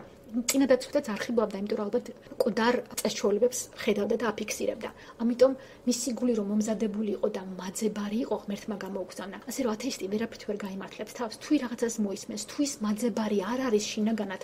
ღმერთმა კი ამოგირჩია, იმიტომ რომ ღმერთს უყვარხარ, მაგრამ შენ კი შენი თავისუფალი ნებით მიდიხარ ღმერთთან და მართლა მთელი გულით ეძებ მას, რომ მოგიხმოს და ბოლოს, რაც მინდა რომ თქვა, უბრალოდ ვერ მოვითმენ, რომ არ თქვა, რაც შემეძლო აქ მე-9 და მე-10 თავებზე ვისაუბრე. ერთი რაღაცა მინდა თქვა. აბრაამს ბევრი შვილი ჰყავდა. როცა ვამბობთ, რომ მესიის რწმენით მეც აბრაამის შვილი ვარო, ამითი ვამჟღავნებთ ჩვენ სიყვარულს იესო ქრისტეს მიმართ, მაგრამ არ დაგვაუწყდეს, რომ აბრაამს სისხლისმიერი შთამომავლობა ბლომად ჰყავდა. აბრაამის შთამომავლთაგან იყვნენ და არიან კურთხეულნი იესოში მადლით შემოსულნი. თუმცა ცოტანი არიან ჭეშმარიტად აბრაამის შვილები. ასეთები კურთხეული არიან ქრისტეში. მაგრამ საწუხაროდ არიან ისეთი აბრაამის შვილები, მიწიერები, ვინც ბევრი რამ, ისეთი რამ წინ დააყენეს, რომელიც მათ არ შეხვდერის როგორც აბრაამის შთამომავლებს. და კითხვა უკვე ასე ისმის. რომელი ტიპის აბრაამის შვილი ვარ? მე პირადად, იმიტომ რომ მე ხო ვამბობ, რომ მეც რწმენით სარას ქალიშვილი ვარ, აბრაამის შთამომავალიო, ოღონდ რწმენით. და მე ისევ ამოკრეფილ ადგილებს წავიკითხავ. ჩვენ ცხოვრებაში ნებისმიერ მომენტში ყოველთვის გვიგდება რაღაცა ეტაპი, სადაც ძალიან აშკარად თითქოს ჩვენს ყურში გაისმის ეკლესიასთან სიტყვები 3:1. ყოველივეს დადგენილი დრო აქვს და ყველაფერს თავისი ჟამი აქვს ცის ქვეშ. ჟამი ნგრევისა და ჟამი შენებისა. გრევა შეიძლება იყოს ადამიანთა ურთიერთობის მგრევა. შეიძლება იყოს აშენებაც. შეიძლება აშენება ნგრევის მეორე დღეს მოხდეს. ეს მარტო ღმერთმა იცის, იმიტომ რომ ჟამები ღმერთმა უწყის. მეშვიდე მოხში წერია ეკლესიასთან მე-3 თავში, არის ჟამი დუმილისა და ჟამი ლაპარაკისა. ეს ადგილი იმიტომ გამახსენდა, რომ სწორედ ეს მუხლი მოვისმინე გუშინ ჩემი ახლობლისგან ეს გახსენება. მიქას წინასწარმეტყველთან წერია, მე-7 თავის მე-5 მუხში. ნუ ენდობი ახლობელს, ნუ დაეყრდნობი მეგობარს, შენს მკერდზე მწოდველისგანაც კი დაიცავი შენი ბაგეთა კარიო. ნახეთ, როგორი უნდობლობა არის ძველ აღთქმაში, როცა ცოლსაც კი, ესე იგი შენს მკერდზე მწოლარესას ბევრ ამას ვერ გაუმხელ, ვერ გაგიგებს. შენი ახლობელი თუ არის სისხლინათესავი, ისიც სულიერად შენი ახლობელი თუ არ გახდა და მართლა არ გახდა და არა მარტო სიტყვებით, ისიც შემტრად მოგეკიდება. იერემიისთან წერია, მეჩვენე თავის მე-9 მუხლებში. ყველაფერზე ცბიერია გული და გაუგუღმართებული. ვინ ჩასწვდება ადამიანის გულს? მე უფალი ვიკვლევ გულს და ვცთითი რკმელებს. სხვაგან წერია, რომ ზრახვათა გამომცდელი ვარო თირკმელის ნაცვლად, რათა თითოეულს თავისი საქმეთანო მიეგოს. იოანესთან წერია ძალიან სევდიანი ადგილი, მეორე თავის ბოლოში, იესო ქრისტეს. უკვე ახალი დაწყებულია ქადაგება. თვითონ იესო არ ანდობდა ხალხს თავის თავს, რადგან ყველას ცნობდა და არ სჭირდებოდა იესოს, რომ ვინმეს დაემოწმებინა ადამიანის შესახებ, რადგან იესო მიცოდა რა იყო ადამიანში. ძალიან სევდიანი ადგილია და ეს ჩვენ გვამხელს. დაბადების წიგნში 8:21. სიყრბიდანვე ბოროტებისკენ არის ადამიანის გულის წადილი მიდრეკილი. ეფესელთა უკვე წაგიკითხეთ, რომ თქვენს მკვდრები რომ იყავით თქვენი დანაშაულით და თქვენი ცოდვილობითო, რომ ემორჩილებოდით ჰაერში ამ ბოროტსულებს. მეორე კორინთელთაში 2:11. ეს ყველაფერი ჩვენ რომ ვიცით, ჩვენთვის უცნობი არ არის სატანის რახვები. ჩვენ ვიცით სატანას რა უხარია, სანას უხარია განხეთქილება, ჩხუბი, გაუგებრობა, უსიყვარულობა, ძალიან უხარია. მაგრამ როცა კორინთელთა წერილის წამკითხველები ვართ ქრისტიანები და მეორე კორინთელთას მეორე თავის 11 მუხლებს ვკითხულობთ, რომ ვიცით სატანის რახვები, ამას იცით უნდა დაუპირისპირდეთ, იმითი, რაც წერია სხვა ადგილას. ლუკას ახარებაში წერია 12:48. ყველას ვისაც მეტი მიეცა, მეც მოსთხოვენ, ვისაც მეც მიანდობენ, მეცაც მოჰკითხავენ. თუ ჩვენ პრეტენზია გვაქვს, რომ მეტი მოგვეცა, მეტი ვიცით, მეტიც მოგვეკოთ ხოლმე, ამიტომ ძალიან ფრთხილად უნდა ვიყოთ. ფილიპელთა წერილში წერია 2:3-5, არაფერი გააკეთოთ ანგარებით და პატივმოყვარეობით, არამედ თამდაბლობით გააკეთეთ. საკუთარ თავზე მეტად შერაცხეთ ერთმანეთი.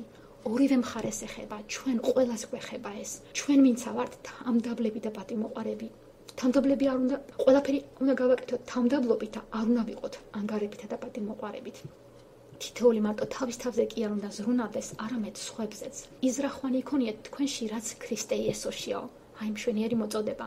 იესო ქრისტეს რითი ემსხავსები, მხოლოდ ლაპარაკით, მხოლოდ ემოციებით, თუ რაღაცა შეჭირება და განხეთქილება რო დადგება, მაშინაც რო ქრისტეს სიყვარული გაქვს, მაშინაც რომ ბალეში ყოფ, ასეთ გულშემატკი რომ და გებრალება ის ადამიანი. რომალთა 12:3. თქვენს თავზე იმაზე მეც ნუ იფიქრებთ, ვიდრე უნდა იფიქროთ, არამედ იფიქრეთ თამდაბლურად. იმ რწმენის საზომით იფიქრეთ ღმერთმა რომ გიძილა და თითოეულსო. ყველას გვეხება ეს. ვისაც რა ზომით, რა რწმენით, რა დოზა შეგვდა, რა რწმენა გვაქვს ამ ეტაპზე და ღმერთს ვეხვეწოთ რომ უფრო მეტი რწმენა მოგცეს. არ უნდა ვიფიქროთ იმაზე მეტი, ვიდრე ჩვენ ამას წარმოადგენთ. იმიტომ რომ ამას მოხვება მთელი გაუგებრობები და მთელი ანგარებებით ურთიერთობები. დავამთავრებ იაკობის წერილით. იაკობთან წერია 4:1. საიდან მომდინარეობს ბრძოლები და შეხლა შემოხლანი თქვენ შორის, თორა თქვენივე გულისხმათაგან, რომლებიც თქვენს ასოებს შორის იბრძვიან. გინდათ და არ გაგაჩნიათ. კლავთ და გშურთ, მაგრამ ვერ აღწევთ საწადელს. იბრძვით და ომობთ, მაგრამ არ გაქვთ, რადგან არ ითხოვთ. ითხოვთ და ვერ იღებთ, რადგან ბოროტი განზრახვით ითხოვთ, რათა თქვენი გულისხმებისთვის გაფლანგოთ. გულის თქმებისთვის გაფლანგოთ, არა ღმერთის სამსახურისთვის. მრუშნო, აქ სულიერ მუშობაზე ლაპარაკი. განა არ იცით, რომ წუთის სუფლის მეგობრობა ღვთისმტკვრობაა? ასია, ვისაც წუთის სუფლის მეგობრობა სურს, იგი ღმერთის მტერი ხდება. ნუ გგონიათ, რომ ამაობთ ამბობს წერილი. სულს, რომელიც მკვიდრობს ჩვენში, ეჭვიანობამდე სწადია. რამდენიმე მომხრი კიდე მქონდა, მაგრამ ამათ გადავახტები და ბოლოს ამით დავამსრულებ. ღმერთი მაინც როგორი მოწყალია, რომ თავისი წყალობით დიდარა ღმერთმა თავის დიდ სიყვარულში, რომლითაც შეგვიყვარა, ჩვენ დანაშაულის გამომკვდრები რო ვიყავით, გაგვაცოცხლა ქრისტესთან ერთად. მადლით ხართ გადარჩენილებიო. მადლობა.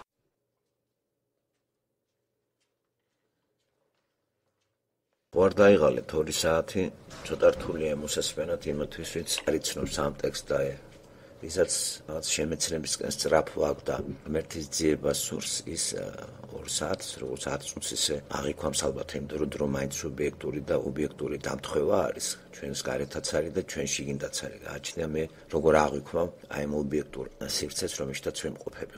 ასე რომ ორივე ფაქტორი თამაშობს. თუ ინტერესით ხართ აღძრული სუბიექტია ჩართული და სწრაფად გადის დრო, რაც საინტერესოა, ძალიან სწრაფად. რაც ჩვენთვის უინტერესოა, თითქოს 10 წუთიც რო იყოს, გრძელდება 2 და 3 საათი.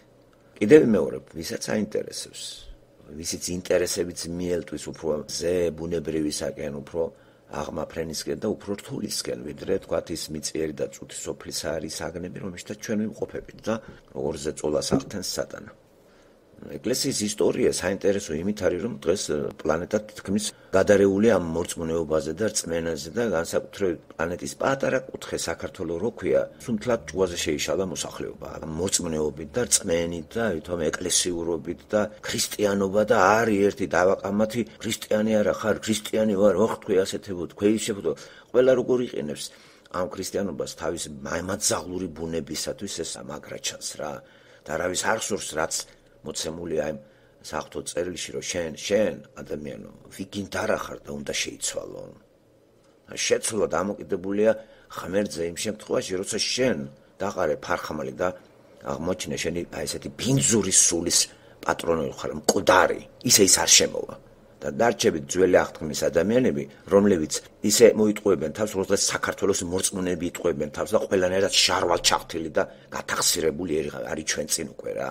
და არის რაღაცა გაუსაძლისი მდგომარეობა. ყველა კარგი ტიპია, საქმესაგანზე ყველა ნაგავია, რომ ჩახედა, ახლა მათ რო შეიმეცნებ და რომ არა ქრისტეს სიყვარული თითოეულ ჩვენთან გაიცვალოს, ალბათ ისეთი პესიმიზმი შემოვიდა და რო იტყოდი, არღლის სამყაროში ცხოვრება გასვლა აჯობებს.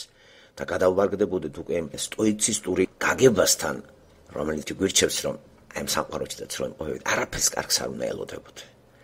და გავიდეთ, ასევე ბუდისტები გახვდებოდეთ, არაფერი ამ სამყაროდან, ტანჯვის მეტი არაფერი არის.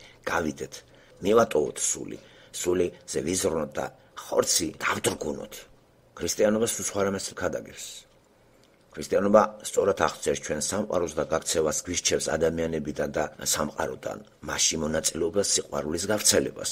რათა ამ სიყვარულით სიყვარულს ორი აქვს, ან სიყვარულის სფერო შემოიყვან ადამიანს, ორი აქვს ამას კუთხე და სვლა, ან კიდე სიყვარულს გაექცევა ადამიანი და ვაი იმას, როცა ჩვენ ერთ დღეს ანგარიშის ჩაბარება მოუწევს.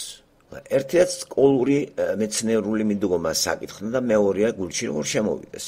ბევრი რამე უცნობი, როდესაც ვკითხულობ საგანს, ამ შემთხვევაში საღვთო წერილს, გაუწაფავი ადამიანისათვის ცოტა ძნელი აღსაქმელი არის ის ამხელა მასალა, ისტორიული წიაღწევები გენებავთ, შემდეგ დემოგრაფიული, გეოგრაფიული, თეოლოგიური, გენებავთ ფსიქოლოგიურიც მომენტები არის, მანდ ყოფითი მომენტები.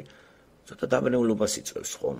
აი, ედგერ ეწოდებული დაუკვირვებელი თვალი და არაინტერესით წაკითხული წიგნში იმ წუთში რაც აღმოჩენს ადამიანი წინააღმდეგობებია. აქ ესე წერი, აქ 400 თქვა სტეფანე მიკიდე მე-15 თავის საქმე მოციქულთაში პავლე 450 იძახის. იქ მერე კიდე სადღაც 430 იძახის გალატელთა წერილში. რომელია სწორი?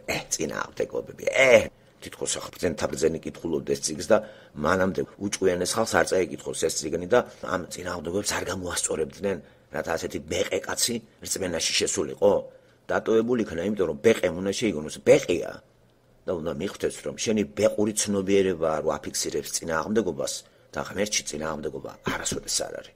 ამიტომ სტეფანეს გამოსვლა მე-7-ში, რომელიც აქ დაწვრილებით იქნა განხილული, იმიტომ შეგენებულად დავუშვით ჩვენ ესა და შეგენებულად ვისაუბრებთ ამ თემაზე, იმიტომ რომ ზერელი მკითხელი ოღონდ იკლაოზნიკოს, ოღონდ რაღაცები დაენახოს.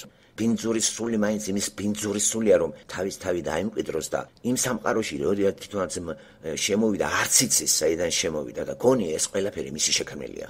როგორც შემოეთრა, ისე გაეთრევიან ადამიანები ამ სამყაროდან და პასუხი მოიკითხება თითოეულ ჩვენთანაც. ამიტომ ეკლესია მარტო ეს სიტყვა კი არ არის სუფრაზე წარმოსასრული. ეს იმანენტური და თეოლოგიური ტერმინი არის და უფრო ღრმა არის, ვიდრე თითოეულ ჩვენთაგანს გონია. ეს ეკლესია არის სიტყვით დაძახება. ღმერთი უხმობს ყველას და უნდა მიხვდეთ, ის არის დამძახებელი.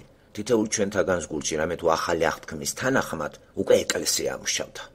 რაკიღა გულში ჩადო, გონებაში შეცვალა, უკვე ეს უნდა გვესმოდეს მისი დაძახება, მისი ხმა. არ გესმის მისი დაძახება და გესმის შიოლაშვილის და მღვდელის, ესე იგი ჯოჯოხეთის კანდიდატურა თითოეული ის ადამიანი, ვინც ადამიანების დაძახებას ეხმაურება და არა საღვთო წერილიდან ღმერთის ხმასა, რომელმაც თვითონ გვითხრა და როგორ გადავა ის თავის სიტყვას. დებ ახალ აღთქმას. ამ ერიდან თქვენ გულში, გონებაში ჩავდებ ჩემ იმას და თითოეული ჩემთაგანი შემიცნობს მე და მე შევიცნობ მასო. ჯერ ეს კიდე მოცემული იყო ეკლესიის დაარსებიდან 500 წლით ადრე. და ახლა ჩვენ კიდე ამ გადასატახიდან უკან გვაქვს 2000 წელი. ისტორია 2000 წლის ეკლესიისა და ვაი რომ როგორ გააფთრებით ებრძოდა სატანა პირველივე ჩანასახში ამ ეკლესიას და აქაც ამისი მოწმეები ვართ. აი სატანის იარაღი პავლე, საოცარია, ხომ ესეთი განათლებული კაცი, უგანათლებულესი, რომის მოქალაქე, ებრაელი, ძირძველი ებრაელი და ბენიამინის ტომიდან ეს ხაზგასმა იმიტომ ბენიამინის ტომი, რომ ბენიამინ და დავითი იუდას ტომი ეს ერთ-ერთი ძლიერი იყო სამხრეთ სამეფოში და პირველი მეფე ბენიამინის ტომიდან იყო, შტოდან იყო უკაცრავად. აი ამის წარმომადგენელია და სხვათა შორის მისი სეხნია საული. ესეც საული. პავლე საულეს ერთი ბერძნული სახელი, მაგრამ არსით თუ ღრმად არსით ერთი და იგივე იმის შემცვლელია, ღმერთიდან გამოთხოვის ნიშნავს. უბრალოდ მას კიდე სხვა გაგებაც აქვს, რომ პატარას ნიშნავს. მართლა ღმერთთან ყველა პატარა ვარ და დამცირებული და ეს პრეტენზიული სახელი, რომელიც თავდაპირველად სავლე მერე პავლეთ იქცა, ბევრისთვის შეიძლება ზღაპარი იყოს და თქვათ დაუჯერებელი, რომ ადამიანის შეცვლა არ შეიძლება. ადამიანი თუ არ შეიძლება, ვიაროთ ახლა წინ და უკან სანთლებით და ბინძურის სულით დავიბადე და ბინძურის სულ წავდ. ქრისტიანობა გვეუბნება, რომ ადამიანის შეცვლა შეიძლება, მაგრამ არა ადამიანური ძალებით და არა ადამიანის საქმეებით. არა მორალის დაცვით. დაბადებიდან ადამიანი ამორალური არის. მიდრეკილება მას ბოროტებისკენ აქვს, გახსენებული იქნას შესაქმის თავები და მუხლებიც. ასევე ირემიასი. თუ მოусმინეთ და თუ არ დაიღალეთ. ნუ გვაქვს ეს წარმოდგენა, რომ დაბადებიდან ჩვენ ვართ ანგელოზები. აგერ ღმერთი მაშინ გვატყუებს დაბადებიდან ჩვენი გული ბოროტებისკენ არის მიდრეკილი. შესაბამისად ჩვენ გვჭირდება გამოცვლა. ამიტომ გამოცვლამდე ადამიანის ძველი აღთქმის თანახმად იმის გამო რომ ბოროტი იბადება და ბოროტია მისი სულისკვეთება და მიდრეკილება ბოროტებისკენ აქვს, სწორედ ის ძველი აღთქმის თანახმად უნდა დაეჯერებინათ ღმერთისთვის და ჩამჯდარიყან აი იმ ჩარჩოებში, მორალური ჩარჩოები რო ქვია. ასევე ყველაფერი გათვალისწინებული იყო იქ ჩვენ რომ გადავხედეთ ვისწავლეთ ლევიტელები და მეორის ჯულის კანონი 5 წიგნეულიდან. აი ეს მოდიოდა ვიდრე ქრისტემდე. ვერამ ვერ შეასრულა. ირღვეოდა. აკი მაგაზე მოხდა ისრაელერის დასჯა და ისევ ღმერთი ნახეთ რა ხდება, ისევ აღთქმა ვდება ახალი აღთქმას, იმიტომ რომ თქვენ ვერ შეასრულეთ ძველი აღთქმა. ეს იყო ძალიან მაგარი რამ. მეგობრებო, ახალი აღთქმა ეს არის კარდინალური ცვლილება ადამიანის. ეს არის სასწაული. ხორციელი დაბადება იცვლება სულიერ დაბადებით. ეს აღდგენა ჩამოშორება ღმერთს სატანამ რო გააკეთა ცოდვისა გამო. იესო ქრისტემ აღადგინა. და აღარავის ცოდვას აღარ უთვლის, რა ვიცი, აი ეს ისეთი გრანდიოზული მოდი. სწორედ ამას უტევს სატანა და დღეს ლიბერალური ქრისტიანობა სწორედ ამ გზას დაადგა. ეს წაშალეს. მოჯდნენ ამ რიტუალებზე, დღესასწაულებზე, რაც ხდება როგორც ისრაელში, ისე ევროპაში, ისე ამერიკაში, ისე საქართველოში, აი საერთოდ რა ვიცი, წეროსნების რესპუბლიკა არის უკვე. ჩეჩნებთანავართ გაიგებებული უკვე რაღაცა კავკასიური ბოთე ერი, რომელიც კომუნისტებმა კიდე გამოიყვანეს და ახლა ესე უბრუნდებიან იმ ბოთეყრუ ეპოქას, რომელშიც ჩაძირული იყვნენ და თითქმის განადგურებულები ხო. თუ ამას ჩვენ ვერ გავაცნობიერებ, ჩვენ საქმე შავად არის. იმიტომ რომ გვიტევს აი ვეშაპი რა, ეს სატანა უტევს თელა გლობალიზაცია, ინტეგრაცია და თითოეული ჩვენთაგანის დაღუპვა მასურს აბა. აბა ადამიანები თვითონ დაღუპულები არიან და ადამიანს ვერც გამოასწორებს და ვერც დაღუპავს. იმ დავიდო დაღუპულიდან იბადება ადამიანი და რო კლავს ერთი დაღუპული ადამიანი მეორეს, ორივე აღმოჩნდებიან იმ დაღუპულ გარემოში, ჯოჯოხეთი რო ქვია. ამიტომ ამ სამყაროში სინათლემ ისე შემოანათა და თითქოს უბრალო იმით აი ქრისტეს შემოდის განკაცებული ღმერთი და ეს იყო უდიდესი სასწაული. ეს იყო სასწაული იმ თვალსაზრისით, რომ არა დედაკაცისა და მამაკაცის ხორცის დობისაგან, არამედ სულიწმინდისაგან იბადება კაც ღმერთი. 100%-ით ღმერთი, 100%-ით ადამიანი და აქ არის სიცნელე. არ გინდა დაიჯერო ესა, მით უმეტეს 2000 წელი რო გვაშორებს და მით უმეტეს რო არ ჯერა არავის და თვით პავლესაც რო არ ჯერა. პავლე რომელიც ახლა მეცხრე თავში ვეცნობით, ისევ ისეთი იმით არის, სიკვდილის იმით სუნთქავს. ესე იწყება ხო სიკვდილის თუ რამენაერად კიდე სთხოვა ღვთელმთავრების გამოითხოვა ნებართვა, ევროპული ტერმით ორდერი აიღო და აპატიმრებისა და ტყავსაც ძრობს ყველას. აი ეს პავლე და შეაჩერა ღმერთმა. აი ეს იყო სასწაული. პავლე შეეჩეხა აი ამ არსებას, ვისაც დევნიდა და გაუცდა, რად მდევნი მე, როდესაც საკითხი ასე დაისვა, გაოგნებულია პავლე. აი აქ განიმარტა კიდევაც ეს რას ნიშნავს და იყო ქრისტიანი, ქრისტიანს დევნიან, იესოს დევნიან. ეს ქრისტეს სიტყვებია, რო იცოდეთ. აი რატომ არ შეიძლება ქრისტიანის დევნა, არც შეურაცხყოფა, არც ფიზიკური, არანაირად. და ღმერთი მოგვიწოდებს, რომ ქრისტიანულ ეკლესიაში მყოფი ადამიანს ხელით დახმარება ჭირდება, ხელგაწვდომა. ვაი იმას, ვინც ქრისტიანს გამოიყენებს, ვაი იმას. იმის თავზე ნაკვერცხლები გროვდება ბიბლიიდან ტექსტი ხომ. ასე რომ სახიფათოა ცეცხლთან თამაშია მეგობრებო, აი ეს ღმერთის აი ესეთი როგორი ადამიანური წარმოდგენა და მორწმუნეობანა. მორწმუნაკეები და მღვდელუკები და საქართველოს თლათ თეატრალურ რელიგიურ საბურულიში გაეხია და აი ამ ევროპულ ფერადოვან ძალიან ესეთი მსუყეფერებით წარმოდგენ ქრისტიანობას საერთოდ არ ვილაპარაკებ ევროპა ამერიკას. ნუ დღევანდელზეა ლაპარაკი, თორე მე ბევრი რამე ფესვებიდან მისწავლია და ეხლაც წარსული ევროპიდან და ამერიკის კულტურიდან ვსწავლობ და იმ რწმენის იმ ისტორიას და ეს ბიბლიაც რა ისტორია არის, აგერ ეხლა საქმე მოციქულთა ეს არის ისტორია. დღეს ახალი არაფერი არ დაწერილა. დღეს ვინ რამეს დაწერა? ასეთ რამეს ვინმე დაგვიწერს ჩვენ? 2000 წლის უკან დაწერილი წიგს, მეგობრებო, ჩვენ ვკითხულობთ. ეს ისტორია, მაგრამ ეს გაცოცხლებული არის და ეს ისტორია, რომელიც აწმყოში შემოსული არის. ამით განსხვავდება სეკულარული ისტორიული წიგნებისაგან საქმე მოციქულთა. ჩვენ ვსწავლობთ რა საქმეებს აკეთებდნენ ეს მოციქულები და ვისი მოციქულები იყვნენ ესენი?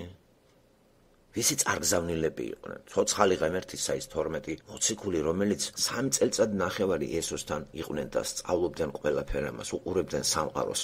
თავიდან არ ჯეროდათ, მე აღმზდგარი იესო ქრისტეს ირგვლივ სულ ყველა დაჯარდა და დაიწყეს დამოწმება და სიტყვის შესრულება იესო ქრისტემ, მაგრამ არა იავარდებით, არავის არსად მედლით არ ხვდებოდნენ, არც ყვავილებით, ყველას ცემატყებით უმასპინძლებოდნენ, დარბევდნენ, აწიოკებდნენ და რა უცნაური არაფერი არ შეცვლიდა სამყაროში მეგობრებო რა. ესე იგი ხალხს დაასდებდნენ მხოლოდ იმიტომ, რომ იესო ქრისტე აღდგა. შეიძლება ამიტომ გალახო კაცი. აღდგა რა. რა არის აქ მეუღებელი, მე ვერ გავიგე და თან ამას ადასტურებდნენ ღმერთის მიერ აღჭურვილი ნიშნებით. ხო, ყველა შეეძლო სასწაულის მოხდენა, მკვდრის გაცოცხლება, სიტყვით კაცის განკურნება, ამას ყველა უყურებდა. პარალელზე იყო ფსევდო ჯადოქრები და მოგვები. საქმე მოციქულთაში არის ასეთი ბარიუსუსი და ასე შემდეგი, ხო?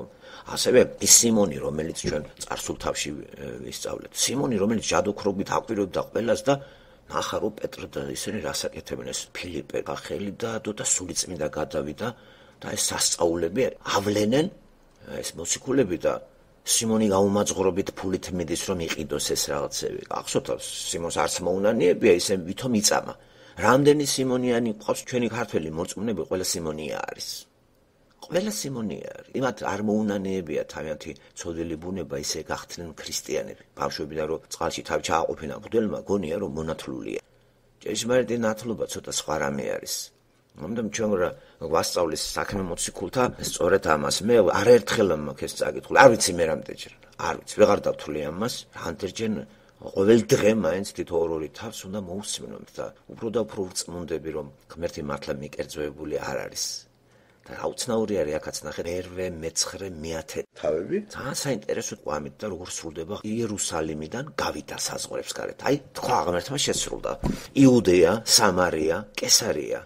ეს პროვინციები იყო იმ ჟამდელ რომის იმპერიაში, დაგუცმაცდა ისრაელის თლიანი სახელმწიფო იცით თქვენ, სამარია იცით, ეს ჩრდილო სამჯერ კიდევ როდის მოხდა მე-10 საუკუნეში ეგა და მერე საერთოდ რომის იმპერიაში შეავიცით, ცალკე კესარია, იქ იყო მეფეც ყავდათ იქ ებრაელებს, ჰეროდეს მემკვიდრეები, ტახტის მემკვიდრეები და მისი შვილი ჰეროდე აგრიპა პირველი, რომელიც აი ესეთი იმით დაიჯის იაკობს მე-12 თავში დავიკითხავთ მერე და იუდაველებს უნდა ასიამოვნოს და ახლა პეტრეც რომ არა ჩარევა სულიწმინდისა, პეტრესაც დაჯდა აუცილებლად, მაგრამ სასწაულებრივი გზით პეტრეც ციხიდან გამოდის, როგორი დაბორკილია, ჩვენ ამას მე გავეცნობით ხომ მე-12 თავში. მანამდე პავლე არის უცნაური პიროვნება, აცი რომელიც სპობს და ანადგურებს ქრისტიანებს და მაქვს ასეთი მარტივი კითხვა, როგორც აი პავლესთან გადაძახილი, მაშინდელ პავლესთან, ისევე დღევანდელ პავლეებთან, სანამ ისინი ცავლეები, სანამ არ გახდნენ პავლეები. რატო დევნი ადამიანს, რომელიც არც ბოროტებას თესავს, არც არავის არ ურტყავს და ლაპარაკობს მხოლოდ ღმერთზე აღდგარ იესო ქრისტე და თან არაფერი შეგან არ ითხოვს. არ ითხოვს, არც ფულს ითხოვს შეგან, არც ქურდობს, არც იპარავს. რა არის ეს? აი ამიხსენით ერთი, რატო უნდა დასაჯო ადამიანი მხოლოდ იმიტომ, რომ ის სიყვარულით ლაპარაკობს იესო ქრისტეზე და რატო უნდა გალანძო ადამიანი, რომელიც ღმერთზე ლაპარაკობს დღე და ღამე და არა მარტო ლაპარაკობს, ავრცელებს ამას თავისი პრაქტიკული გათხრებით, რასაც მე პავლე აკეთებს. ამას ხელობაში ასწავლეს, აქ განმარტებული იქნა ებრაელებს მართლაც ყველა ბავშვს ჯერ პირველ რიგში ხელობას ასწავლიან. ქართველები არ არიან ყველა ჟურნალისტები. იურისტები და მენეჯერები, ხო? ქვეყანა იმიტომ ეხლა ებრაელი დაბადება ბავშვობიდანვე ყველას უნდა თუნდაც რაღაც ხელობა, ან კერვა ქალს, ან დურგულობა კაცს და ეს სწორედ ყველგან გაფანტულებაში ყველას გამოადგება და ამიტომ არის ეს ერთ-ერთი უცნაური ერი ჩემს მეცნიერებაში მე ყველაზე მეტად გამაოცე ებრაელმა ერმა. აი ყველაზე მეტად. არ გამოუცე რა ვსწავლობდი ფილოსოფიაში ბერძნებს, რომაელებს, ხელოვნების ისტორიაში ადრე ვსწავლობდი მაუცებ დავითომეს იტალიელები, მაგრამ ბიბლიასთან გაცნობით უკვე ყველაზე მეტად გაოცებული ამ ებრაელი ერით დარჩი ბიბლიერი რა. აი იყო ვინ იყო ეს ერი? არაფრით გამორჩეული. აბსოლუტურად მეჯოგეები, საიდან წამოსული. და რა მადლი აქვს თამეებს და როგორ რა ხალხი ესა, ვინ იყვნენ? როგორ არის რომ ღმერთი მე ამათ ცოტა ხნით ტოვებს. ნუ ცოტა ხანი ჩემი ლექსიკონში ეს სიტყვა ცოტა ხანი თორე ჩვენ არ ვიცით რამდენ ხანს ტოვებს, მაგრამ ნიტოებულია წარმართებში გავიდა. ეს ვერ აიტანეს ებრაელები, იმიტომ რომ მოდი და მე ვარ გაუცებული ებრაელი და წარმოვიდგინე ახლა ებრაელი დაბადებით როგორი ამაყი იქნებოდა, ხო? აი პავლე რა ამაყია, საულე გამალielis ფეხებთან აღზრდილი და აი რა წარსული აქვს ბენიამინის ტომიდან, იმიდან, აი როგორ ლაპარაკობს, უკვე არასაცი ამაყით, არამედ თუ იძახის ამას რომ აი ეს რო გავხდი, მე იცით ვინ ვიყავი და აი დავეცი, დამცირდი. და დამცირებული პავლეც დაძდევენ უკვე აღარ აინტერესებთ. ამაღლებული როცა საული იყო და საულე ის იყო იმ შტოს წარმომადგენელი რომელიც დიდება იყო და ელოდებოდნენ მესიას როგორც ამ დიდებას რო დაუბრუნებდა სწორედ ამ მესიას ელოდებოდა და პავლე კი ხადაგებს იმ მესიას რომელიც მსოფლიოს კუთვნილება გახდა უკვე და თავად უკვე დამცირებული შეურაცხყოფილი ამ მთელი ცხოვრებას ეგარია მან. პავლეს ორი ცხოვრება დიდება მიწიერი და უკვე იგივე მიწიერი დამცირება მაგრამ დამცირება მომავლის დიდებად იქცა.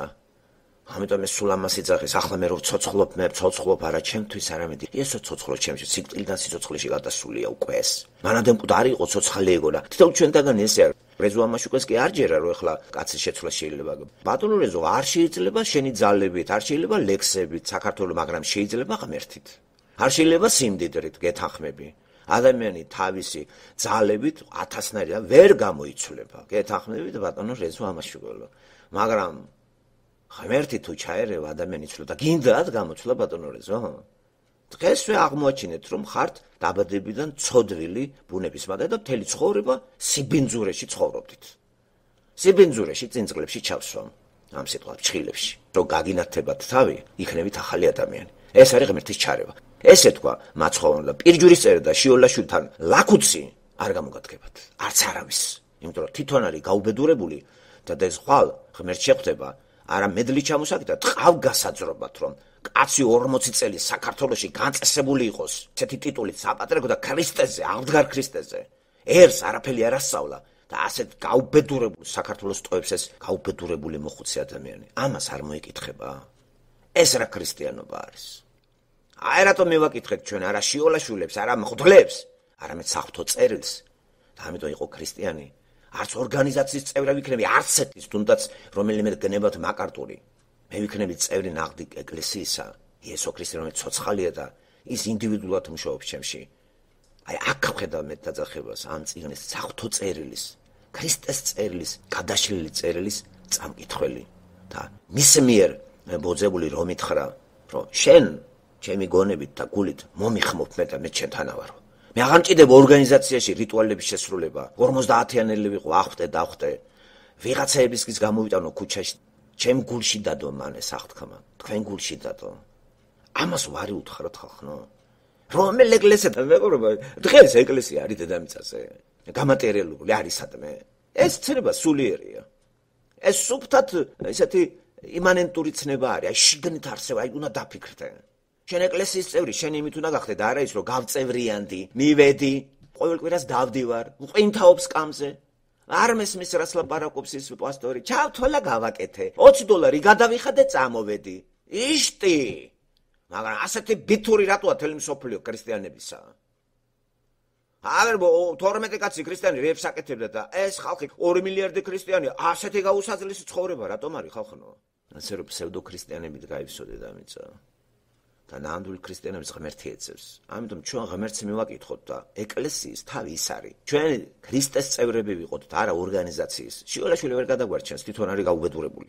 ვერც მის მიერ ხელდასმული მღვდლები რო ჩამოარიგა აქა, ზოგი ფიზიკოსი, ზოგი სომეხი, ზოგი ოსი და ზოგი ქართველობს და ზოგი კიდე ჭკუას გვარიგებს თავისი მითოლოგიით. და ქვეყანას კიდე ყველა დაცინის. რა დღეში ვართ, ხომ? ამიტომ ღმერთს ყავს მიმობნეული თავისი ხალხი საქართველოს ტერიტორიაზედაც და თუნდაც 10 და 20 კაცი რო იყოს იმის მადლით არიან ეს ვიგინდარები და არც არავინ არის ეს ერთ-ერთი დღეს შერცხვებად გაიგებენ. დიდებული ესე იგი სავლე რომელიც ასეთი მით არის რა როგორ დედა სუტირებ ყველას იმიტომ რომ ეს რწმენით მუშაობს როგორ შეურაცხყოფას აყენებენ ვინ ეს ახალი ხალხი უწიგნურები მეთევზეები წერაკითხვის უცოდინარი ხალხი დადის და ჭკუას გვასწავლის ალბათ ასე ფიქრობდა სავლეც და თავისი ამალით მიეშურება დამასკოსისკენ ცოტა გააკლია შესვლას და აქ მოხდა დაჯახება მოხდა სხვანაირად არ შეიძლება ყოფილიყო ეს რეალობას დაეჯახა. Pinzuri რეალობა უწმინდეს რეალობას. გზაყვალარეული სავლე და ბუნებრივა უდიდესი სიყვარული ღმერთისა რომ აი ესეთი ენერგიის კაცი თუ ამ სისულელეში ამ ხელ ენერგიას ჩადებს. ჩემშიდაც უფრო მაგარი იქნებეს ჩემი სახური და აკი უთხრა იმ დიალოგში რომ გაგიჭირდება ეს გაგიჭირდება ეს ამის მერე შენახარ ჩემი ჭურჭელი რომელიც გნახავ რამდენი რამე დაგატყდება თავს ამას ეუბნება ანანიასაც ანანია რომელიც შეშინებულია კაცო ეს ის კაცი არ არის რომ დაგვდევდაო მაგრამ პარალელზე ნახეთ ღმერთი როგორ მუშაობს ერთსაც აცნობს მეორესაც გამოცხადება არის რეალობა და არასიზმარი არ დასიზმები ანანიას არაფერი ის იყო ცხადში წარმო ისე როგორც პეტრე ცხადში ხედავს ყველაფერს როდესაც ის ციდან აეშვა ეს და ღმერთის მითითებას ეს როგორ დახვდა რომ არაფერი ბინძური არ მიჭამიეთ ეს როგორ გავაკეთო ეს მკაცრად ორთოდოქსი არის ეს ნაციონალისტია პეტრე და როგორ შემოდის მასში ინტერნაციონალიზმი რელიგიური გაგებით ქრისტიანული გაგებით ინტერნაციონალი და პირველი ეს იყო როგორ ითრევს ფეხს კორნელიუსთან რომელიც არის ეს მტერი და ოკუპირებულია ტერიტორია დაპყრობილია განწესებული ეს ასისთავი და უცნაურია ასისთავი წარმართის გულში როგორ დაივანა ღმერთმა და როგორ აქვს მას ეს ძალიან კარგი ადამიანი ღვთისმოშიში და ლოცულობს და შესმენელია კორნელიუსი ასპეტაკებული ანგელოზი შუამავალი და კორნელიუსი შენ ის მიწვდა ღმერთს ამიტომ ამ ადგილზე არის პიროვნება გაუშვი აქ იაფოში არის ამასობაში პეტრე მიცით რა გააკეთა იაფოში აღარ მოყვებით ამას ტექსტი თქვენ წაიკითხეთ რამდენიმე სასწაული ენიასი განკურნა ჩემო ბატონო ხარ გააცოცხლა ტაბითა რომელიც ხელოსანი ქალია და ძალიან მაგარია ეს მკერავია ღვთისნიერია გარდაიცვალა ხაზგასმა ქრივ ქალებს კაბებს უკერავს ქრივს აკვირდეთ როგორ ის არის ესეთი ნიუანსები არ გამოვტოვოთ მეგობრებო პეტრე მკვდარს აცოცხლებს ენიას 8 წელი რომ დავდომილი არის ქრისტეს სახელით ფეხზე აყენებს რაოდენჯერ ფასია ხო ჯანმრთელობის დაბრუნება და მით უმეტეს სიცოცხლეში შემოდიხარ ტაბითა და ამის მერე უკვე მეტყავე სიმონი აქ იყო კარგად აღწერილი ხო მეტყავე საიდან აიცით რომ როცა უძღვება ის უნავენი ისრაელერს ორნახევარი შტო იორდანის მარჯვენა ნაპირზე დარჩება ხო იქ აირჩევს ტერიტორიას აი მათ და სამარცხინოთ იცით ღადარინელთა ქვეყანაში გადის შტომ მეღორეობას მიყო ხელი ჩვენ ეს ახარებაშიც ვისწავლეთ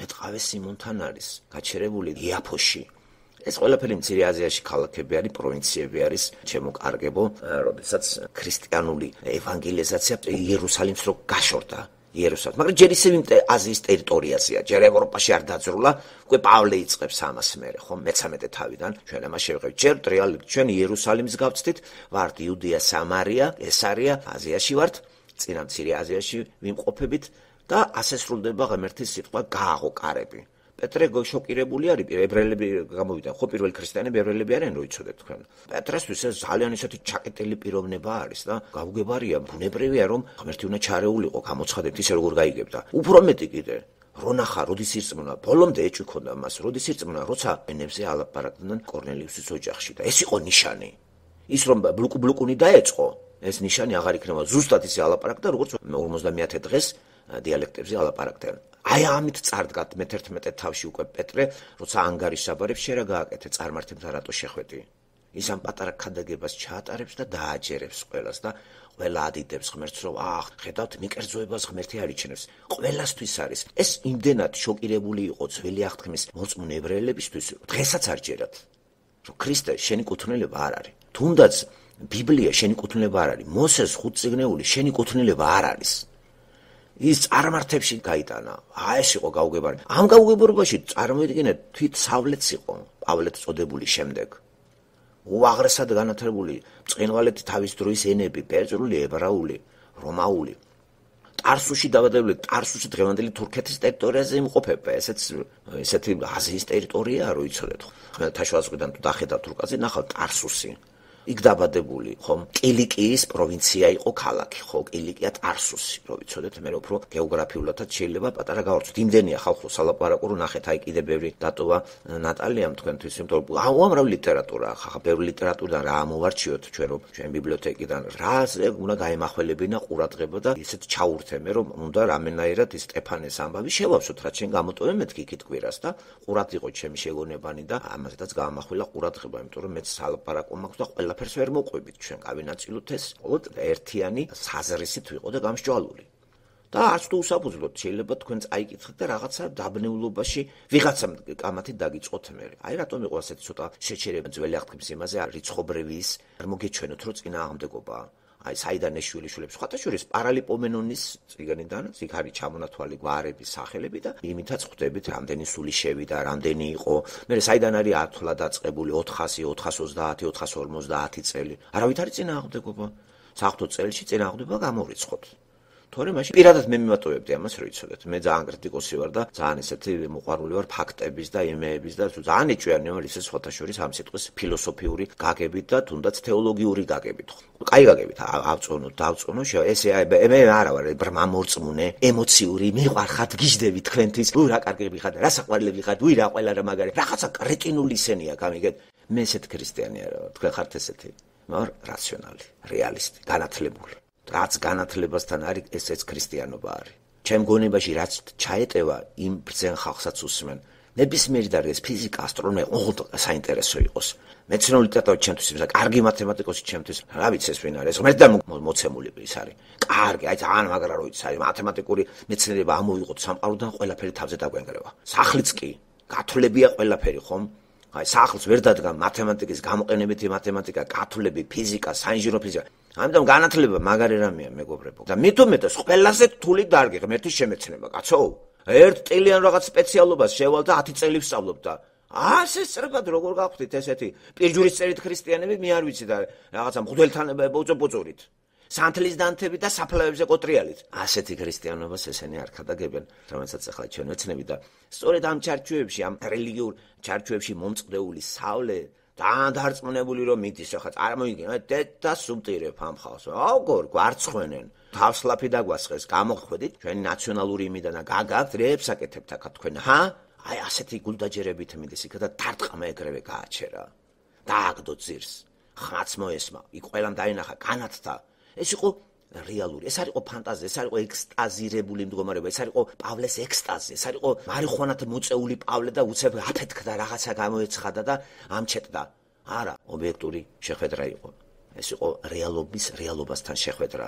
როგორც აღნიშნე სინათლის სიბნელესთან შეხვედრა, ამ სინათლემ ისე დიდი დოზით შეაღწია პავლეს სიბნელეში, რომ განათებული პავლე უკვე იწყებს სინათლის გადაგებას. მაგრამ ამას დაძლევს ბნელი ძალები. პირველი რასაც იყო შეშინებული არა ეს ის რა მოუვიდა, ამას არჩევენ, იკვლევენ, ცოტა ხნით მოარიდეს, გამოაქციეს. ბარნაბა ეძებს ამას, ეს ნუგეშის მცემელი სახელი. ბარნაბა ტარსუსში მიდის, ჩამოყავს და მიიღეს როგორც იქნა.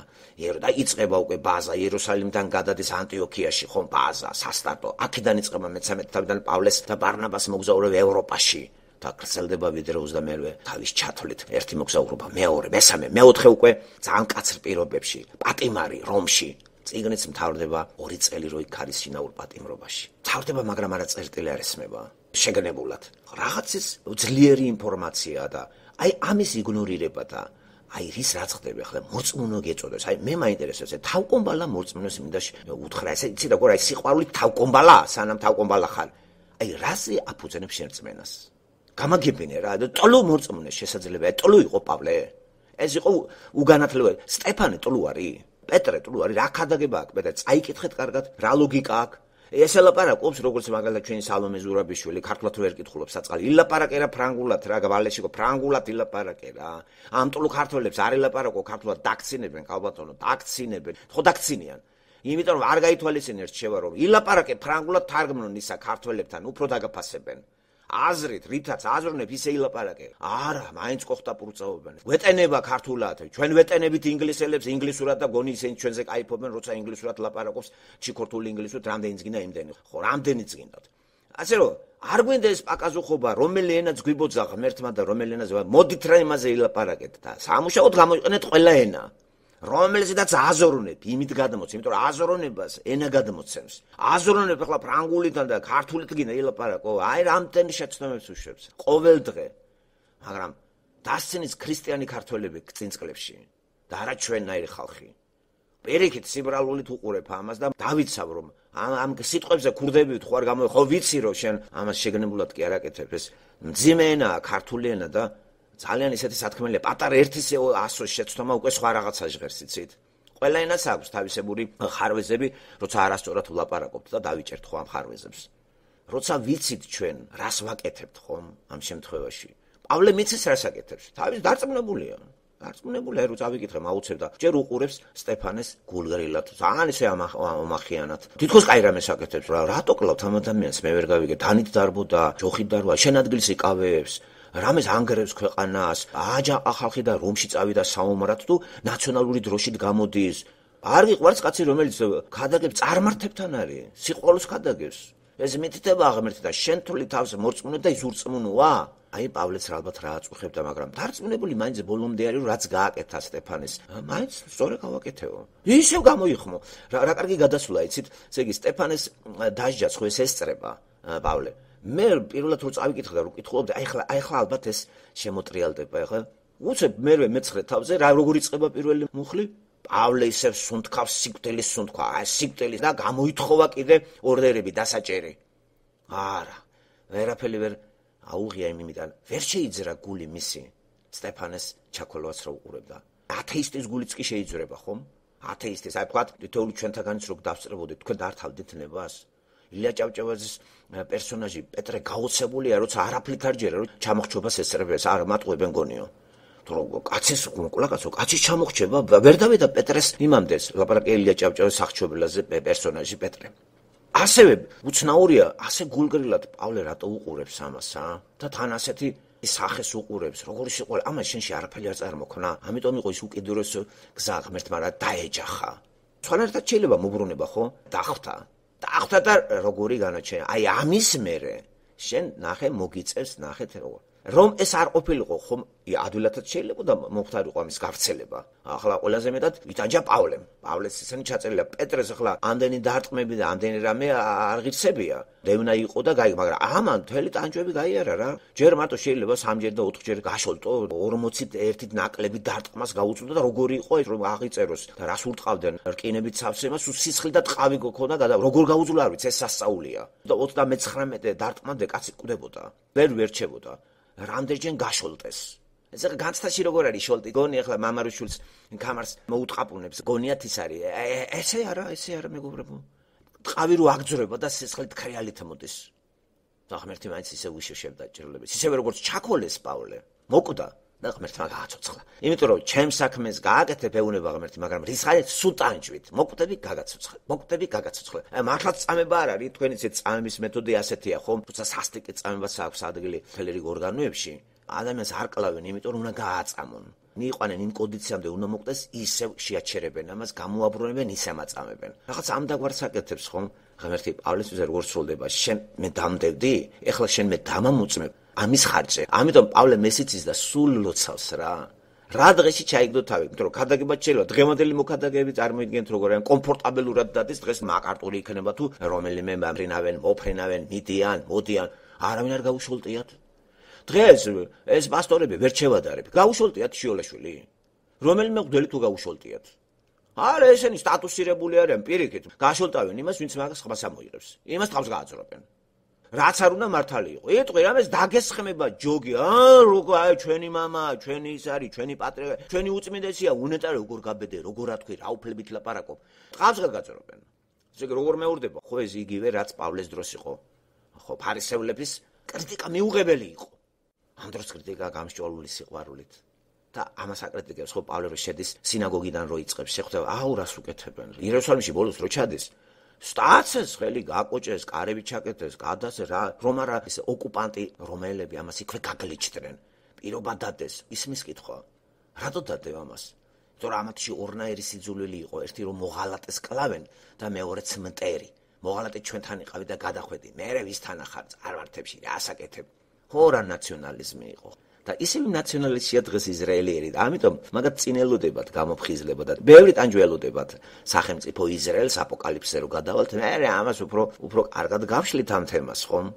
მე პირადად ეს მახარებს, რომ ეს ისტორია, რომელიც ღმერთის მიერ ბოძებული არის და ეს ერი გამოარჩია, არა საუკეთესო თვალსაზრისით გამოარჩია, არ ნიშნავს ეს პოზიტივ. აიღო, ვიღაცა უნდა აიყვანა, ვინ მეჯოგეობიდან დაიწყო და როგორ ნელ-ნელა ფორმირება მოახდინა ერთი პიროვნებისა, ერთი ოჯახისა, ერთი სახელმწიფოისა და პირობები მიწეს და დაარღვიეს. თან დაშორდნენ ღმერთს და საკუთარი ღმერთი და რწმენა დააფუძნეს. და როცა იესო ქრისტე მოვიდა დაპირებული იქ, რომელიც დაპირდა ედემის ბაღში ჯერ კიდე ადამს და მერე აბრაამი, ისააკი, იაკობთან დადებული აღთქმით ვერ შეიცნეს. ვერ შეიცნეს ვერანაირი ნიშნებით.